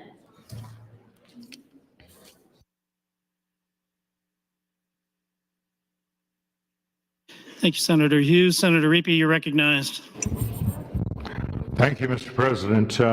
I speak with great enthusiasm in support of FA 217, AM 2442, and the base bill LB 1035, the Prescription Drug Donation Act. Thank you, Senator Hughes, for bringing this to us. I, along with Senator Hughes, visited the operation in Des Moines and found it to be a legitimate, clean operation. The collection and verification of unused medication benefits low-income patients and does not become part of our landfill. We feel we, the taxpayers, are best served to partner with Iowa in the interest of being cost-effective. We have no interest, none at all, in needless duplication, and we need not be a separate program with all of its associated costs. Thank you, Mr. President. Thank you, Senator Riepe. Announcement, the cookies that are being handed out are courtesy of Senator Vargas. Thank you, Senator Vargas. And Senator Dungan, you're recognized. Thank you, Mr. President. I'm not sure if it's customary or not to clap for cookies, but I did start that clap, so I apologize if that was uncouth, Mr. Clerk. Colleagues, I do rise today in favor of LB 1035 and both of Senator Hughes' amendments. I don't want to take too much time, but I do want to thank Senator Hughes for bringing this bill for a couple of reasons. One, it continues to, I think, address the ongoing concern of waste, which is something that I've heard from a number of individuals in the medical field. It's something that I think we don't talk about enough, but there really is a massive amount of waste that we see in that entire arena, and this specifically seeks to address that problem. In addition to that, it seeks to do so in a way that saves taxpayers' dollars. And so I think this is a continuation of the overall theme and intent this legislative session on finding pieces of legislation that genuinely help large amounts of people while simultaneously ensure that we're saving taxpayers money. I know that Senator Hughes, both on this bill and on a number of other bills, I think has sought to find what issues are affecting Nebraskans here today. She's, I think, gone out and met with a number of people during the interim about this. Senator Riepe just alluded to the fact they toured the facility, I think, in Iowa, so she's traveled at least that far to go deal with this. And so I think it is indicative of the efforts that she's gone through to find what problems are affecting everyday Nebraskans and figure out what solutions we can come to. I think LB 1035 also represents the culmination of a lot of work with stakeholders. And so I really appreciate the fact that multiple voices have been heard. And I think that given the fact that it's taking into account a lot of varying concerns, we've reached a place here where it addresses those concerns appropriately and ensures that we're not having that same waste. So I would encourage my colleagues to vote green on all of these amendments and the underlying bill. Thank you, Mr. President. Thank you, Senator Dungan. Seeing no one else in the queue, Senator Hughes, you're recognized to close on FA 217. Thank you, Mr. President. I'm just going to reiterate, thank you for my colleagues that spoke in support of this. I think it is just the right thing to do for Nebraska. So I urge your vote on the two amendments going in and then the vote to move forward LB 1035 to select. Thank you.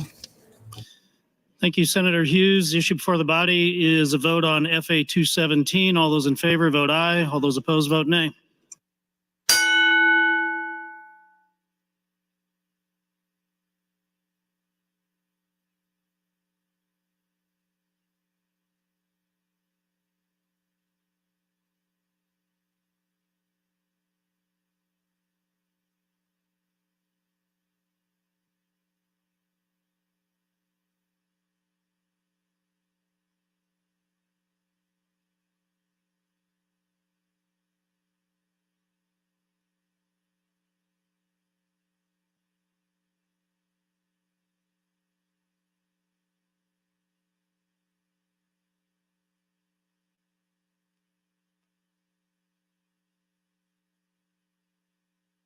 Mr. Clerk, record. 34 ayes, no nays, Mr. President, on adoption of the floor amendment. Floor amendment 217 passes.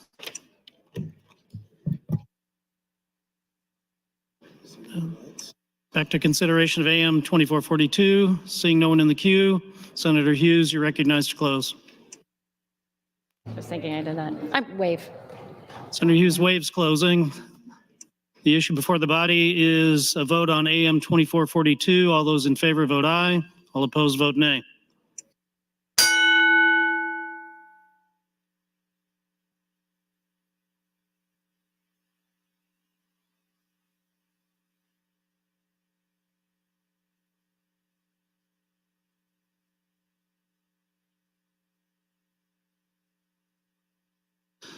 Mr. Clerk, record.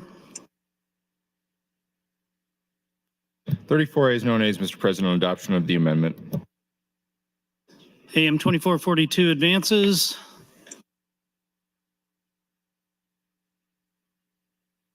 Senator Hughes, you're recognized to close on LB 1035. Senator Hughes waives closing. The issue before the body is a vote on LB 1035. All those in favor vote aye. All those opposed vote nay.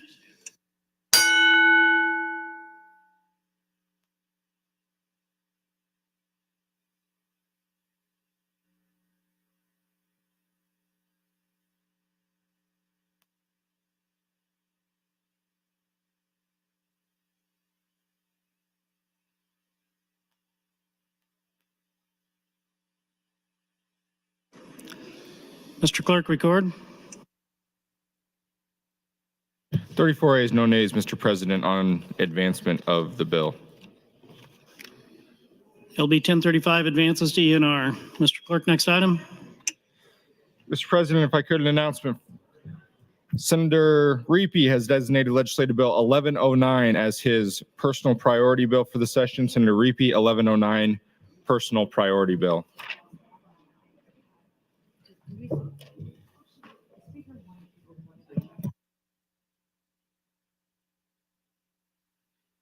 Moving to select file, first bill up is LB 184. Senator Kavanaugh is recognized to open. Mr. President, select file Legislative Bill 1184. I have nothing on the bill, Senator. Senator Ballard for a motion. Mr. President, I move that LB 184 be advanced to E&R for engrossing.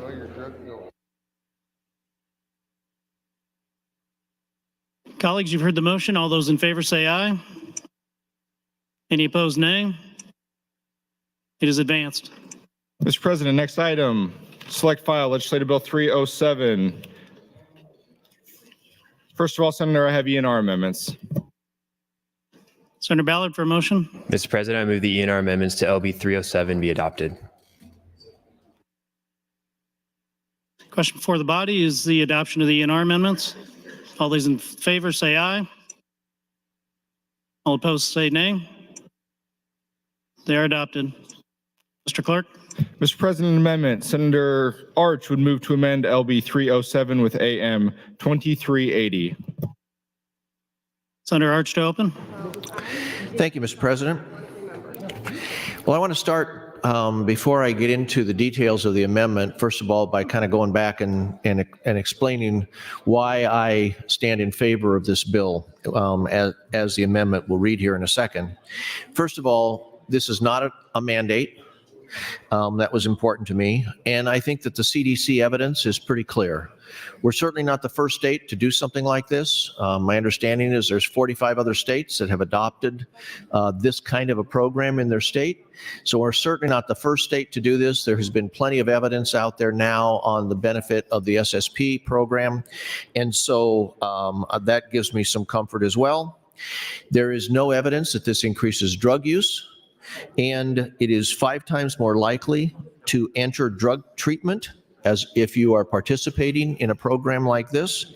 And it has shown evidence of 50% reduction in the communicable disease. So I understand the intent, which I supported, but I had some concerns. So during discussion, during general file, I asked Senator Hunt if she would be amenable to an amendment to address my concerns. She said yes, and I want to thank her for her willingness to work on this, which we did together. The Nebraska Medical Association also identified some areas in the bill that they wanted to tighten, so we worked with NMA, including Dr. Ilona Balasanova, a psychiatrist and addiction medicine expert at UNMC, which resulted in the draft AM 2380. So this amendment establishes minimum parameters for syringe services programs while still allowing, not requiring, still allowing local governing bodies to structure a program to fit its community's needs if it so chooses. So clearly, intent, reducing communicable disease. However, there are some benefits that I wanted to make sure that the program that is being offered has certain minimum requirements. So first, I wanted to make sure that only a governing body made up of elected officials could have the option to approve the establishment of an SSP program. In other words, I wanted to make sure that it was elected officials that did this, not an unelected official with independent action. So Section 1, Subsection 1 of the AM 2380 specifies that the governing body of a municipality or county could authorize by ordinance or resolution an SSP program within its boundaries. There's also a provision within that first section that indicates that counties can't opt in cities simply because the cities is part of the county. If a county decides to do that, the cities have to also decide to do that. Second, I wanted to make sure that any such program has to offer services that provides a path for program participants to seek treatment.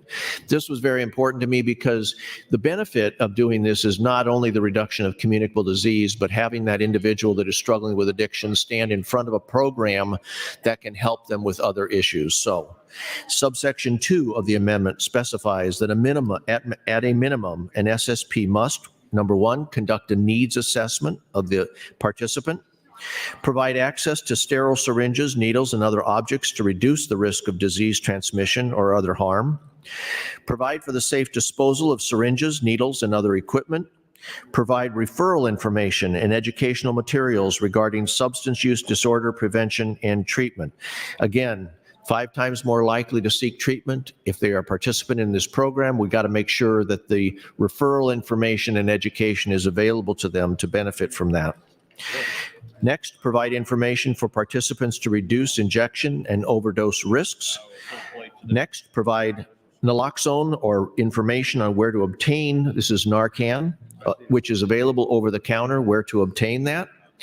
And last, provide referral information and education materials regarding social, mental, and other healthcare services. So not simply drug addiction treatment, but sometimes these individuals are struggling with other issues. We want to make sure that that information is available to them as well. As you can see, what I wanted to make sure and what was clear was that the SSP program had essential components that would bring the benefit to all these other issues that the CDC has researched and provide us evidence of. Finally, I wanted to limit where the SSPs could be located. So subsection 3 lists the places where SSPs can't be located, close proximity to which includes schools, community recreation centers, libraries, and public pools. The local governing bodies can also be more restrictive in something like this if they choose to do, but this is, again, the minimum. Additionally, language was added to the criminal statutes prohibiting the possession and delivery of drug paraphernalia to clarify that SSP program staff and participants are not subject to these provisions while working in the program or actually participating in the program within the facility and immediate vicinity. So as currently written, there was concern that a staff person or participant in a program, for instance, in Omaha, could be in possession of drug paraphernalia in Lincoln and technically not be in violation of these provisions.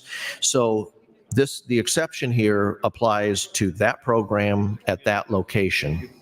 So with that, I would encourage a green vote on AM 2380. Thank you, Mr. President. Thank you, Senator Arch. Senator Hunt's recognized. Thank you, Mr. President. Good morning, colleagues. Good morning, Nebraskans.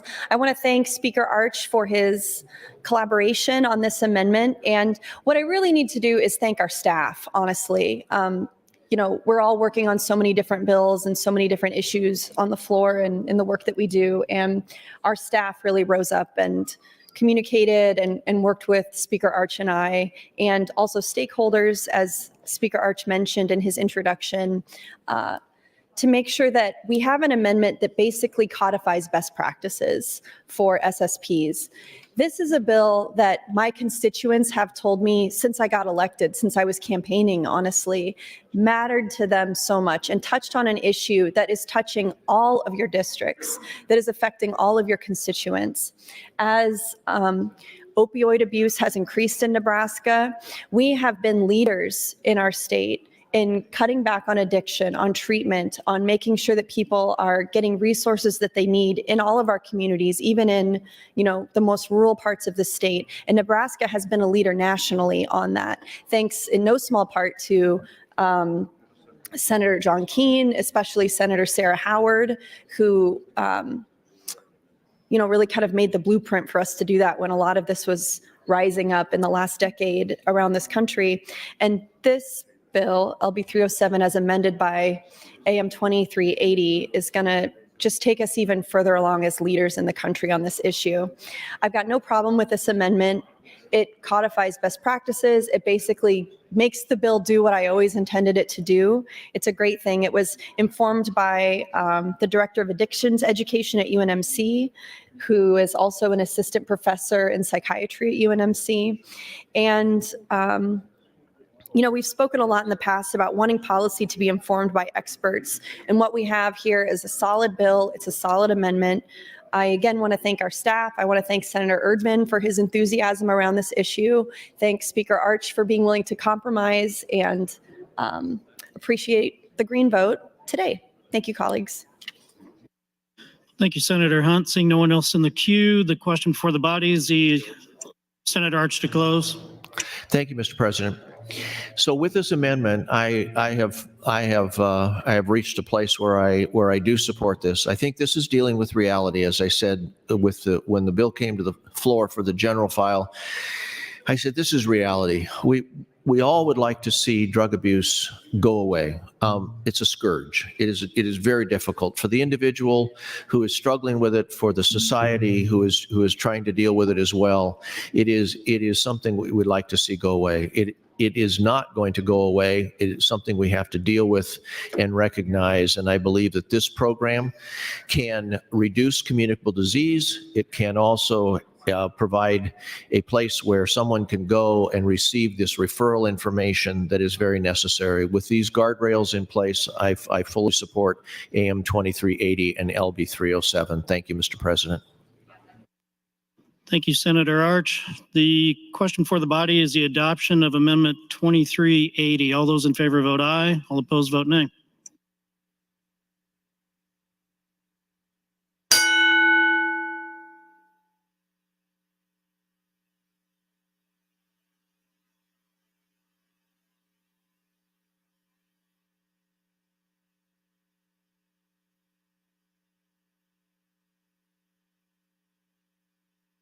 Mr. Clerk, record. 31 ayes, 3 nays, Mr. President, on adoption of the amendment. The amendment is adopted. I have nothing further on the bill, Mr. President. Senator Ballard for a motion. Mr. President, I move that LB 307 be advanced to E&R for engrossing. You've heard the motion. All those in favor say aye. All opposed say nay. Motion advances. Mr. President, next bill, select file Legislative Bill 829. First of all, there are E&R amendments, Senator. Senator Ballard. Mr. President, I move the E&R amendments to LB 829 be adopted. You've heard the motion. All those in favor say aye. All opposed, nay. The motion is adopted. Mr. Clerk. Mr. President, Senator Blood would move to amend LB 829 with AM 2384. Senator Blood, you're welcome to open. Thank you, Mr. President. This was on the advisement of the E&R review, and they asked to change the language, but it requires an amendment. It does not change the overall intent, but makes the phrasing to read much more clearer. We did run the new phrasing past Rob Bell and Nebraska Federation of Insurance, and they were A-OK with it. So all this does is better clarify the bill and make it easier for the consumer to understand. Thank you, Senator Blood. Seeing no one in the queue, you are welcome to close. Senator Blood waives closing. Question for the body is the adoption of Amendment 2384. All those in favor vote aye. All opposed vote nay.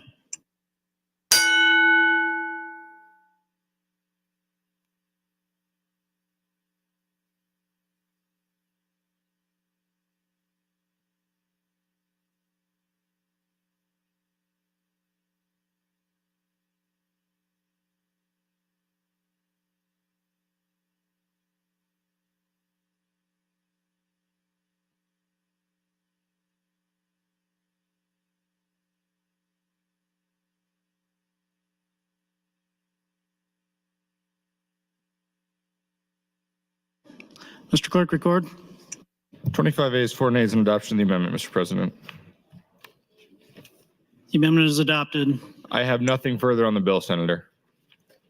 Senator Ballard. Mr. President, I move that LB 829 be advanced to E&R for engrossing.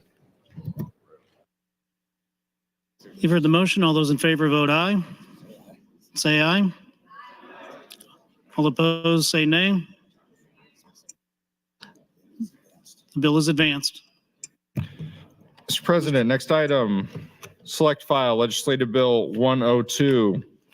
First of all, Senator, there are E&R amendments.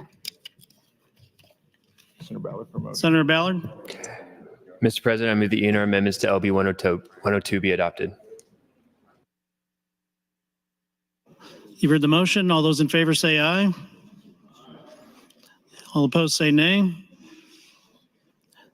They are adopted. Mr. Clerk. Mr. President, Senator Erdman would move to amend LB 102 with AM 2258.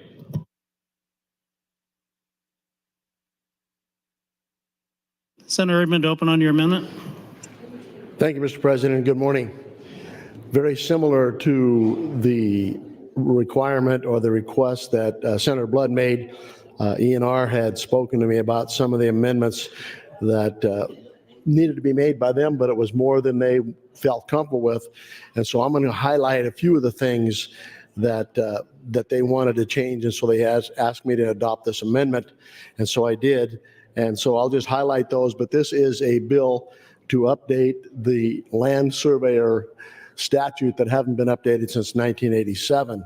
So that's where we started. The bill was brought to me by land surveyors and especially the state land surveyor, and it was his thought how to change this statute so it more fits with our current language.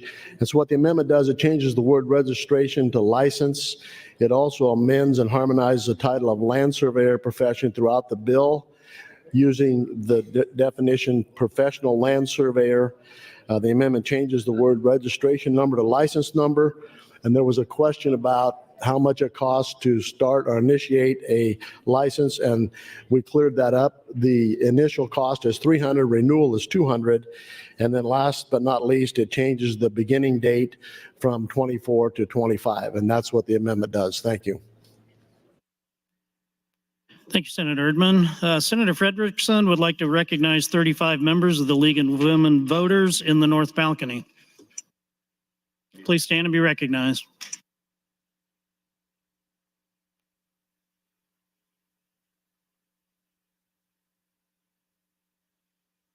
Seeing no one in the queue, Senator Erdman, you're recognized to close in your amendment. Senator Erdman waives closing. Question before the body is the adoption of Amendment 2285. All those in favor vote aye. All opposed vote nay.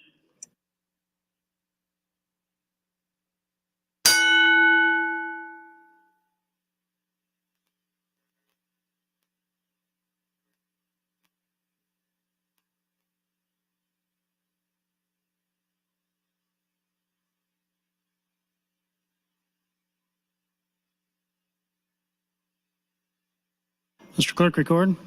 28 ayes, no nays, Mr. President, on adoption of AM 2258. The amendment is adopted. Senator Erdman, you're recognized to open on LB. I apologize, Mr. President. There's nothing further on the bill, Senator. Senator Ballard. Mr. President, I move that LB 102 be advanced to ENR for engrossing. You've heard the motion. All in favor say aye. All opposed say nay. The bill is advanced. Mr. President, select file, Legislative Bill 102A. Senator, I do have ENR amendments. Senator Ballard. Mr. President, I move the ENR amendments to LB 102A be adopted. You have heard the motion. All in favor say aye. All opposed say nay. The amendments are adopted. I have nothing further on the bill, Senator. Senator Ballard. Mr. President, I move that LB 102A be advanced to ENR for engrossing. You've heard the motion. All those in favor say aye. All opposed say nay. The bill is advanced. Mr. President, select file, Legislative Bill 83. I have no ENR amendments, Senator. Senator DeBoer would move to amend with AM 2279.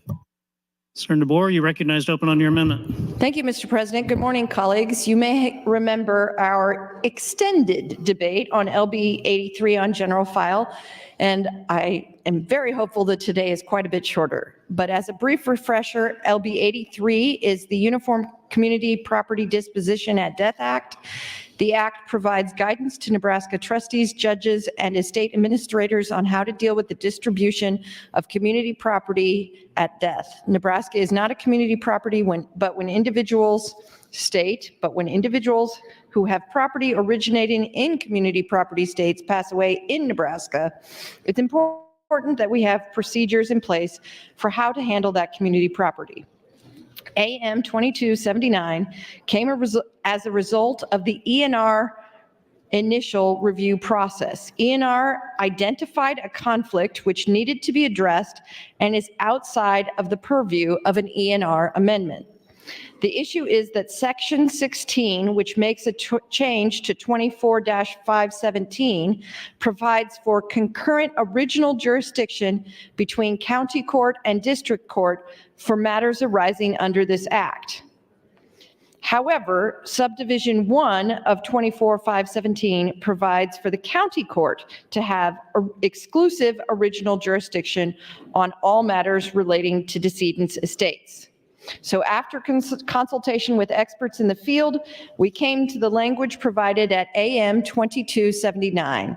All AM 2279 does is clarify if original jurisdiction exists as defined by 24-517-1, then original jurisdiction stays there, stays with the way the law already is.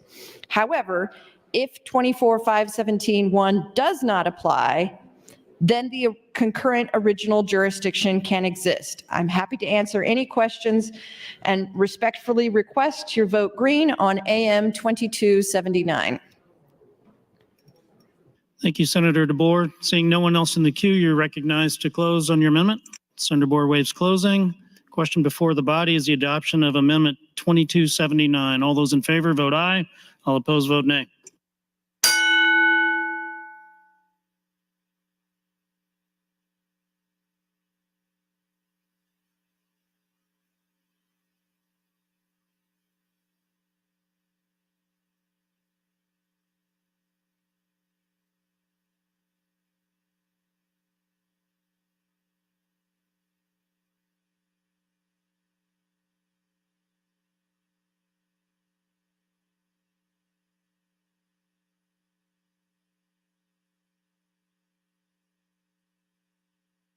Mr. Clerk, record. 33 ayes, no nays, Mr. President, on adoption of the amendment. The amendment is adopted. I have nothing further on the bill, Senator. Senator Ballard. Mr. President, I move that LB 83 be advanced to ENR for engrossing. You've heard the motion. All those in favor say aye. All opposed say nay. The bill is advanced. Mr. President, select file legislative bill 152. Senator, I have nothing on the bill. Senator Ballard. Mr. President, I move that LB 152 be advanced to ENR for engrossing. You've heard the motion. All those in favor say aye. All those opposed say nay. The bill is advanced. Legislative bill 731. Senator, I have nothing on the bill. Senator Ballard. Mr. President, I move that LB 731 be advanced to ENR for engrossing. You've heard the motion. All those in favor say aye. All opposed say nay. The bill is advanced. Mr. President, select file legislative bill 771. First of all, Senator, I have ENR amendments. Senator Ballard. Mr. President, I move the ENR amendments to LB 771 be adopted. You've heard the motion. All those in favor say aye. All opposed say nay. They are adopted. Senator, I have nothing further on the bill. Senator Ballard. Mr. President, I move that LB 771 be advanced to ENR for engrossing. You've heard the motion. All those in favor say aye. All opposed say nay. The bill is advanced. Mr. President, legislative bill 147, select file. I have ENR amendments, first of all, Senator. Senator Ballard. Mr. President, I move the ENR amendments to LB 147 be adopted. You've heard the motion. All those in favor say aye. All opposed say nay. They are adopted. Senator, I have nothing further on the bill.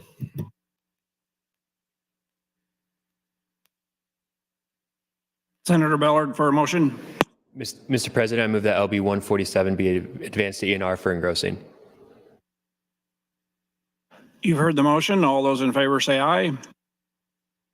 Opposed, nay. It is advanced. Mr. President, select file legislative bill 218. I have nothing on the bill, Senator. Senator Ballard for a motion. Mr. President, I move that LB 218 be advanced to ENR for engrossing. You've heard the motion. All those in favor say aye. Opposed, nay. It is advanced. Mr. Clerk. Mr. President, next bill, Legislative Bill 218A.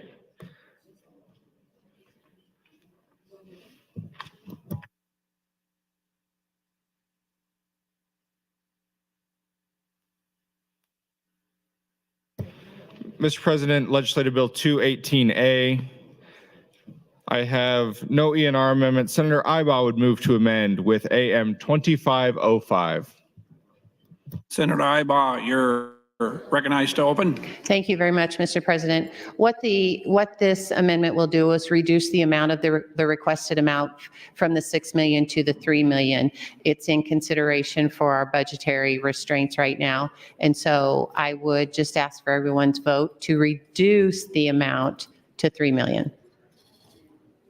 Seeing no one else in the queue, Senator Ibaugh, you're recognized to close. Senator Ibaugh waves.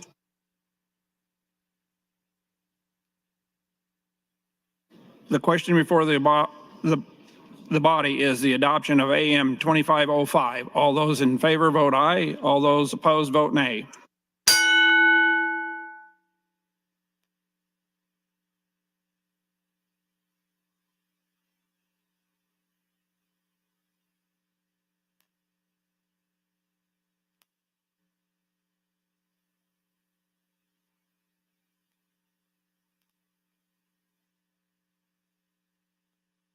Mr. Clerk, record. 28 ayes, no nays on adoption of the amendment, Mr. President. The amendment is adopted. I have nothing further on the bill, Senator. Senator Ballard for a motion. Mr. President, I move that LB 218A be advanced to ENR for engrossing. All those in favor say aye. All those opposed, aye, nay. It is advanced. Mr. President, Legislative Bill 303, I have nothing on the bill, Senator.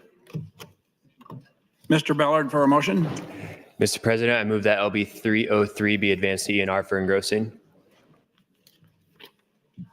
Colleagues, you've all heard the motion. All those in favor say aye. Opposed? All those in favor say aye. Opposed, nay. It has advanced. Mr. President, next bill, Legislative Bill 303. I have nothing on the bill, Senator. Senator Ballard for a motion. Excuse me, Senator. Legislative Bill 317. I have nothing on the bill. Senator Ballard for a motion. Mr. President, I move that LB 317 be advanced to ENR for engrossing. Colleagues, you've heard the motion. All those in favor say aye. Opposed, nay. It is advanced. Mr. President, select file Legislative Bill 190. I have nothing on the bill, Senator. Senator Ballard for a motion. Mr. President, I move that LB 190 be advanced to ENR for engrossing. Colleagues, you've all heard the motion. All those in favor say aye. Opposed, nay. It is advanced. Mr. Clerk. Mr. President, select file Legislative Bill 358. First of all, I have ENR amendment, Senator. Senator Ballard for a motion. Mr. President, I move the ENR amendments to LB 358 be adopted. You've all heard the motion. All those in favor say aye. Opposed, nay. It is advanced. Mr. President, Senator Walls would move to amend with AM 2410. Senator Walls, you're recognized to open. Thank you. AM 2410 is an amendment that was brought to my attention by bill drafters and simply clarifies that this is a 25% increase next fiscal year into the future. Once this amendment is adopted, we'll be able to, or we'll be ready for an A bill to be introduced. I would like to ask for your green vote on AM 2410 and LB 358. Thank you. Senator Waltz, you're recognized to close. Senator Waltz waves.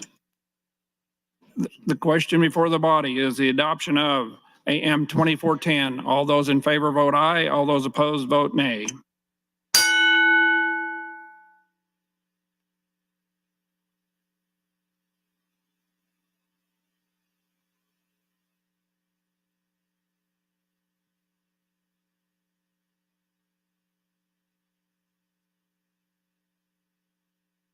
Mr. Clerk, please record. 28 ayes, no nays, Mr. President, on adoption of the amendment. Seeing no one in the queue, amendment is adopted. Mr. President, Senator, I have nothing further on the bill. Senator Ballard for a motion. Mr. President, I move that LB 358 be advanced to E&R for engrossing. You've heard the motion. All those in favor say aye. All those opposed, nay.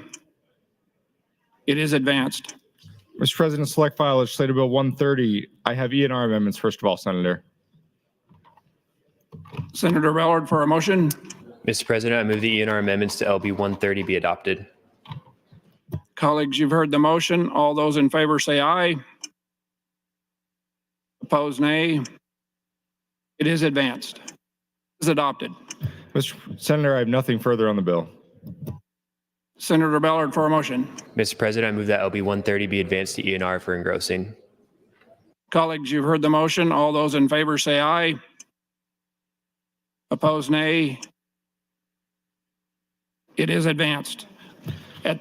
Want to recognize Senator John Arch would like to recognize a group in the North Balcony, the Nebraska Youth Justice Policy Fellowship Group from Boys Town. Please stand and be recognized by your Nebraska State Legislature.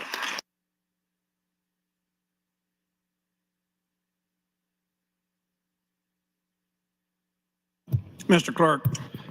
Mr. President, some items, if I could quickly. Senator McKinney has selected Legislative Bill 53 as his personal priority for the session. Senator McKinney, LB 53 as his personal priority. Senator Dorn designates Legislative Bill 1108 as his personal priority. 1108, Senator Dorn, personal priority.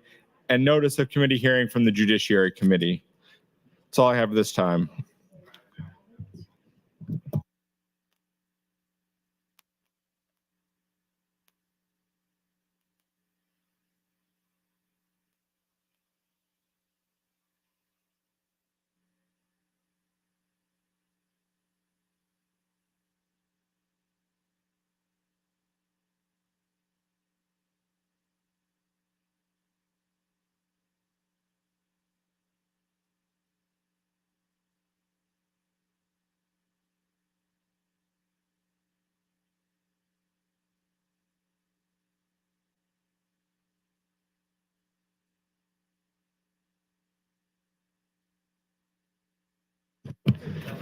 Excuse me, Mr. President. Pursuant to the last announcement, 53 was a request for a speaker priority bill, not a personal priority bill. Legislative Bill 53, Senator McKinney, Senator Speaker priority bill. Mr. President, general file, turning to the agenda, Legislative Bill 644, introduced by Senator McDonald. It's a bill for an act relating to the Site and Building Development Fund, provides for a transfer of funds, changes provisions related to the use of the Site and Building Development Fund, provides powers and duties for the Department of Economic Development for certain projects, repeals the original section and declares an emergency. Bill was read for the first time on January 18th of last year and referred to the Banking, Commerce, and Insurance Committee. When the legislature left the bill last, Mr. President, adopted was an amendment from Senator Slama, AM 1476. The bill itself was pending. Senator McDonald, you are recognized to give a refresher. Thank you, Mr. President. Good morning, colleagues.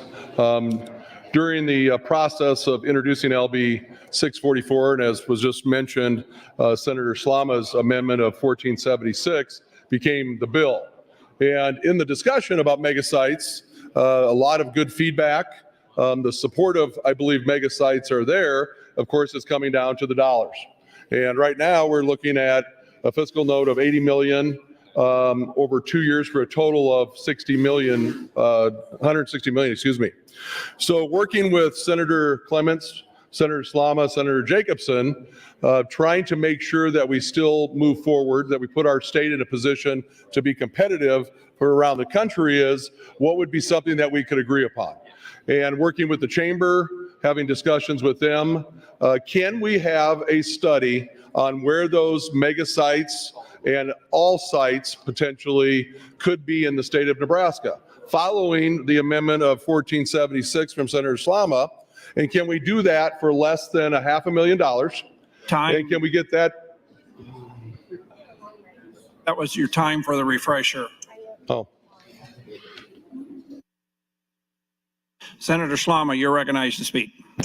Thank you, Mr. President. I think Senator McDonald was in the middle of a thought, so I will yield him the remainder of my time. Senator McDonald, you're yielded 451.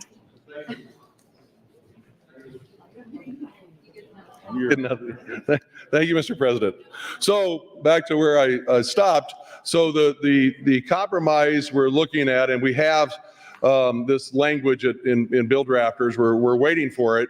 And I'm going to give it a few more minutes here.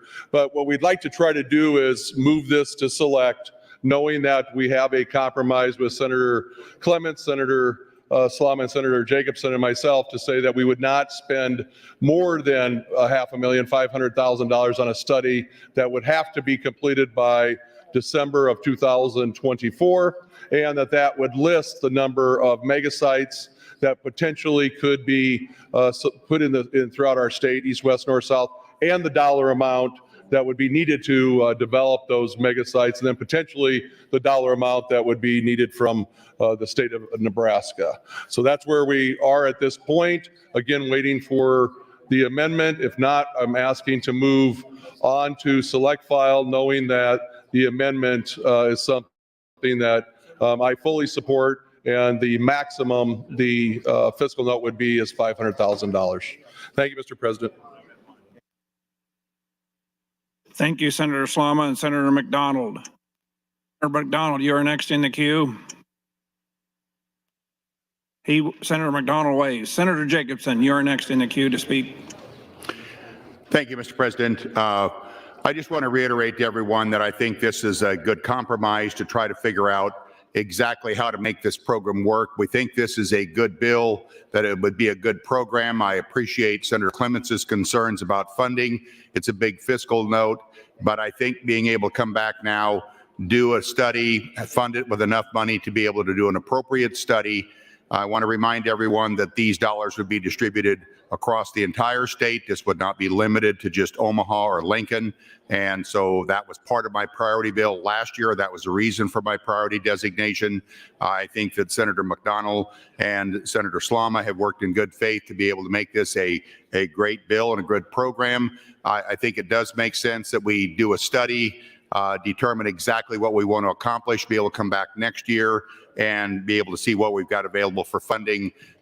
So again, let's don't kill this because of the fiscal note. We can move the fiscal note down to the right number, but let's move this program forward. So with that, I would encourage you a green vote to get it to select file. Thank you, Mr. President. Thank you, Senator Jacobson.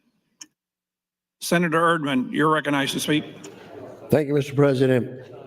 I appreciate Senator McDonald. He never gives up. He continues to try to make a compromise and try to get to something that works. And I do appreciate that. One thing I do appreciate about him, he's always told me the exact truth, never changed his mind or backed up on me. And so I appreciate working with Senator McDonald. But I want to recognize several young people who have traveled to Omaha for the state wrestling from Baird High School. Carly McKibben, Coy Armstrong, Luke Weatherington, Nate Barker, Brock Burry, Nolan Deeker, and Colby Houchin. And their coaches are Randy McKibben, Katie Armstrong, Coy Barker, and Garrett Chukai. Wish them the best there at the state wrestling, even though they had to drive 450 miles to get to Lincoln. Thank you. Thank you, Senator Erdman.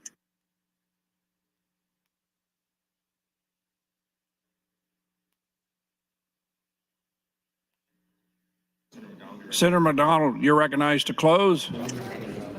Make it profound. Thank you, Mr. President. Again, committed to the amendment, and it's not here, but it will definitely be on select. Maximum we would spend on this study would be $500,000. I appreciate Senator Clements, Senator Jacobson, Senator Slama working together on this to, again, get a language put together and a mega site bill that for our state going forward that is going to help us, I believe, tremendously with our growth of our state. Thank you, Mr. President. Thank you, Senator McDonald. Seeing no one else in the queue, the question before the body is a vote on LB 644. All those in favor vote aye. All those opposed vote nay.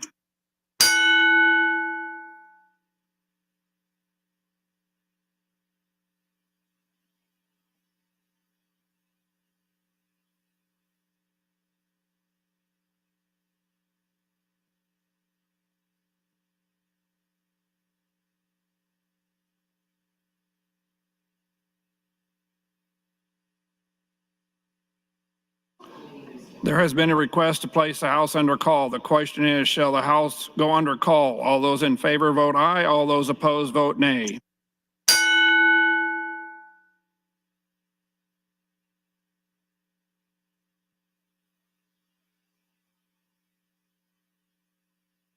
Record, Mr. Clerk.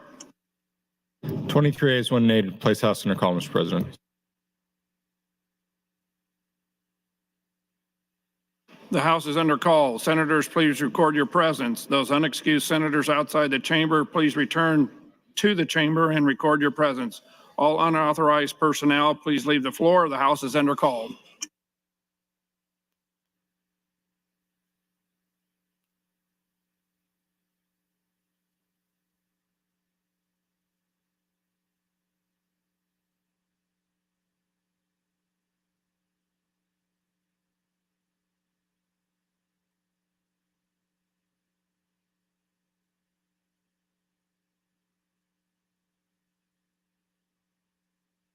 The House is under call. Senators, please record your presence. Those unexcused senators outside the chamber, please return to the chamber and record your presence.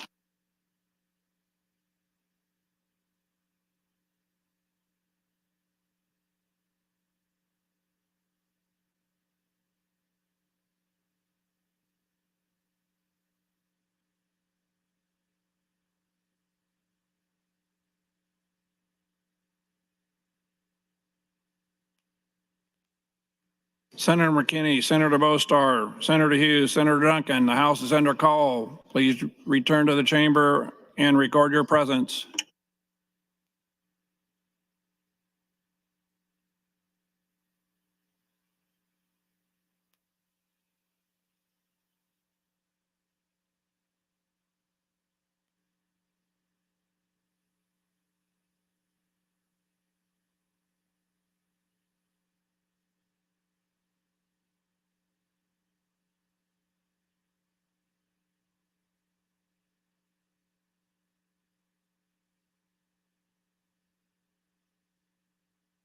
Senator Hughes, Senator Aguilar, please return to the chamber. The House is under call.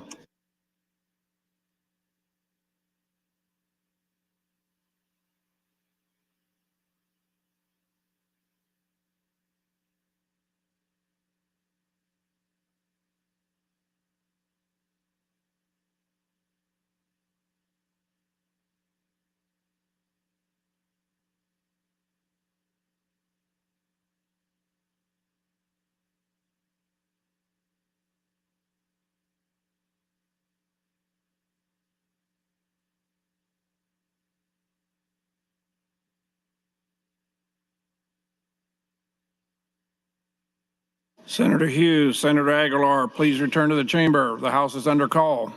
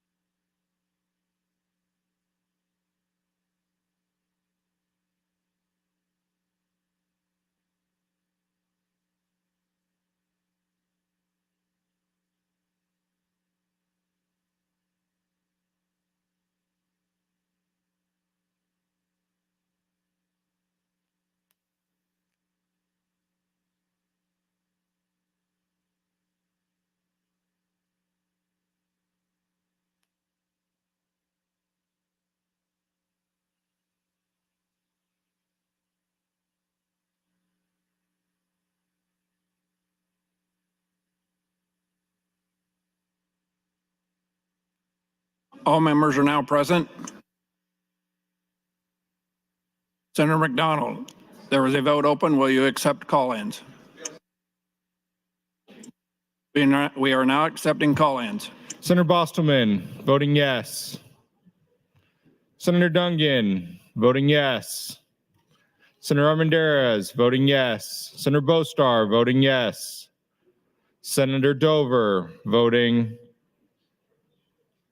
yes. Senator Lowe, voting yes. Senator John Kavanaugh, voting yes. Senator Wishart, voting yes. Senator Conrad, voting yes. Senator Blood, voting yes. Senator Aguilar, voting yes.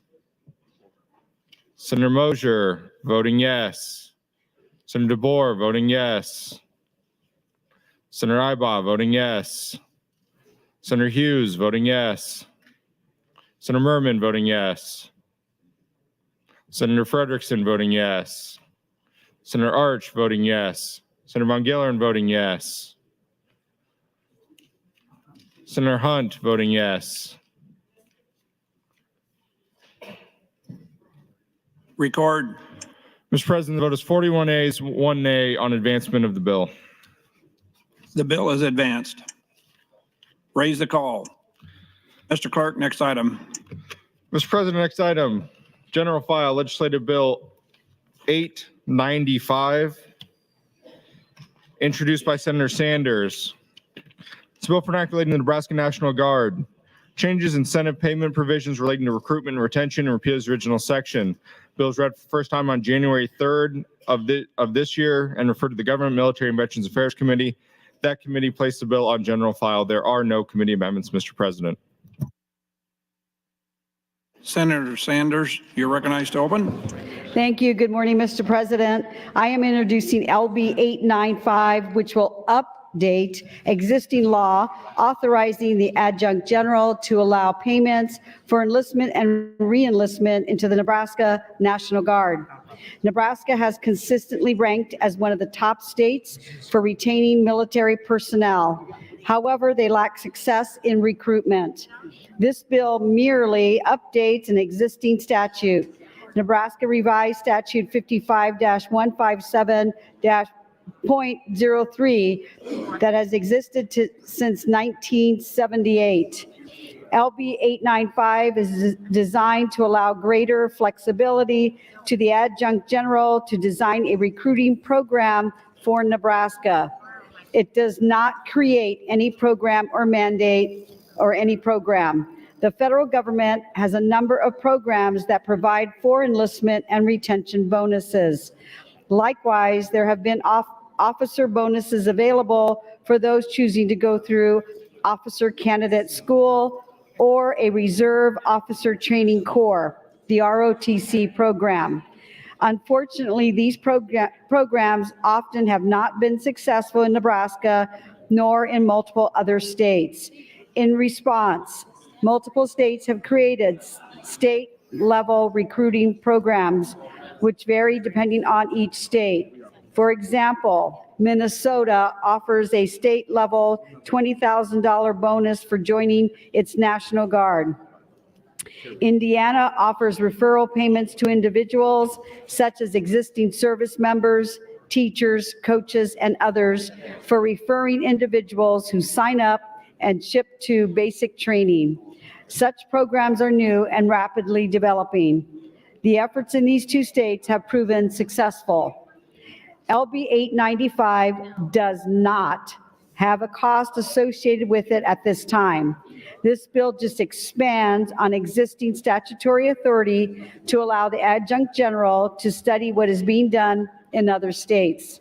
Yet, if the adjunct general sees fit to initiate a program in Nebraska, he has the authority to do so. The passing of this bill would be needed to step in improving the recruiting environment across the state. I urge you to vote green on LB 895. Thank you, Mr. President. Thank you, Senator Sanders. Seeing no one in the queue, Senator Sanders, you're recognized to close. Senator Sanders waves. Colleagues, the question before the body is the advancement of LB 895. All those in favor vote aye. All those opposed vote nay.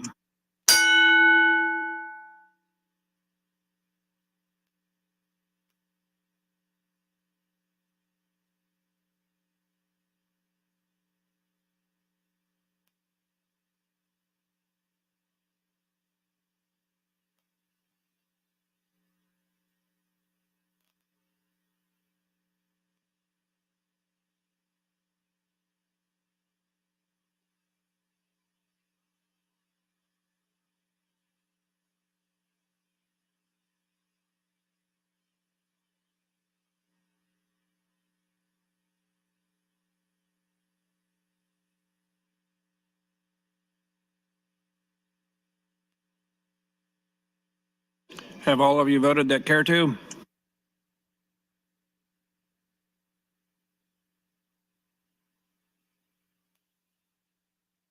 Mr. Clerk, record. 39 ayes, no nays on advancement of the bill, Mr. President. Mr. Clerk, next item. Excuse me, the bill advances. LB 895. Mr. President, some items. Your Committee on Enrollment and Review reports Legislative Bill 198, 908, 909, 989, 992, 16A, 257, 144, 716, 304, 569, 624, 139, 854, 847, 848, 936, and 940, and 1102. Reports them to select files, some having ENR amendments. Your Committee on Health and Human Services, chaired by Senator Hansen, reports Legislative Bill 62 to general file with committee amendments. Your Committee on Revenue, chaired by Senator Linehan, reports Legislative Bill 165, 901, 1088, 1177, and 877 to general file, 877 having committee amendments. Your Committee on Transportation and Telecommunications, chaired by Senator Mosier, reports Legislative Bill 1030 to general file. Amendment to be printed, Senator McDonald to LB 607. Communication from Senator McKinney designating Legislative Bill 631 as his personal priority for the session. Senator McKinney, Legislative Bill 631, personal priority. Name add, Senator Vargas to LB 857, Senator Conrad 953. Notice that the Health and Human Services Committee will have an executive session tomorrow, February 14th, following the hearing in room 1510. Health and Human Services exec session tomorrow today, February 14th, following the hearing in room 1510. Finally, Mr. President, a priority motion. Senator Erdman would move to adjourn the body until Thursday, February 15th, 2024 at 9:00 a.m. You heard the motion to adjourn. All those in favor say aye. Opposed, nay. Motion's carried. We are adjourned.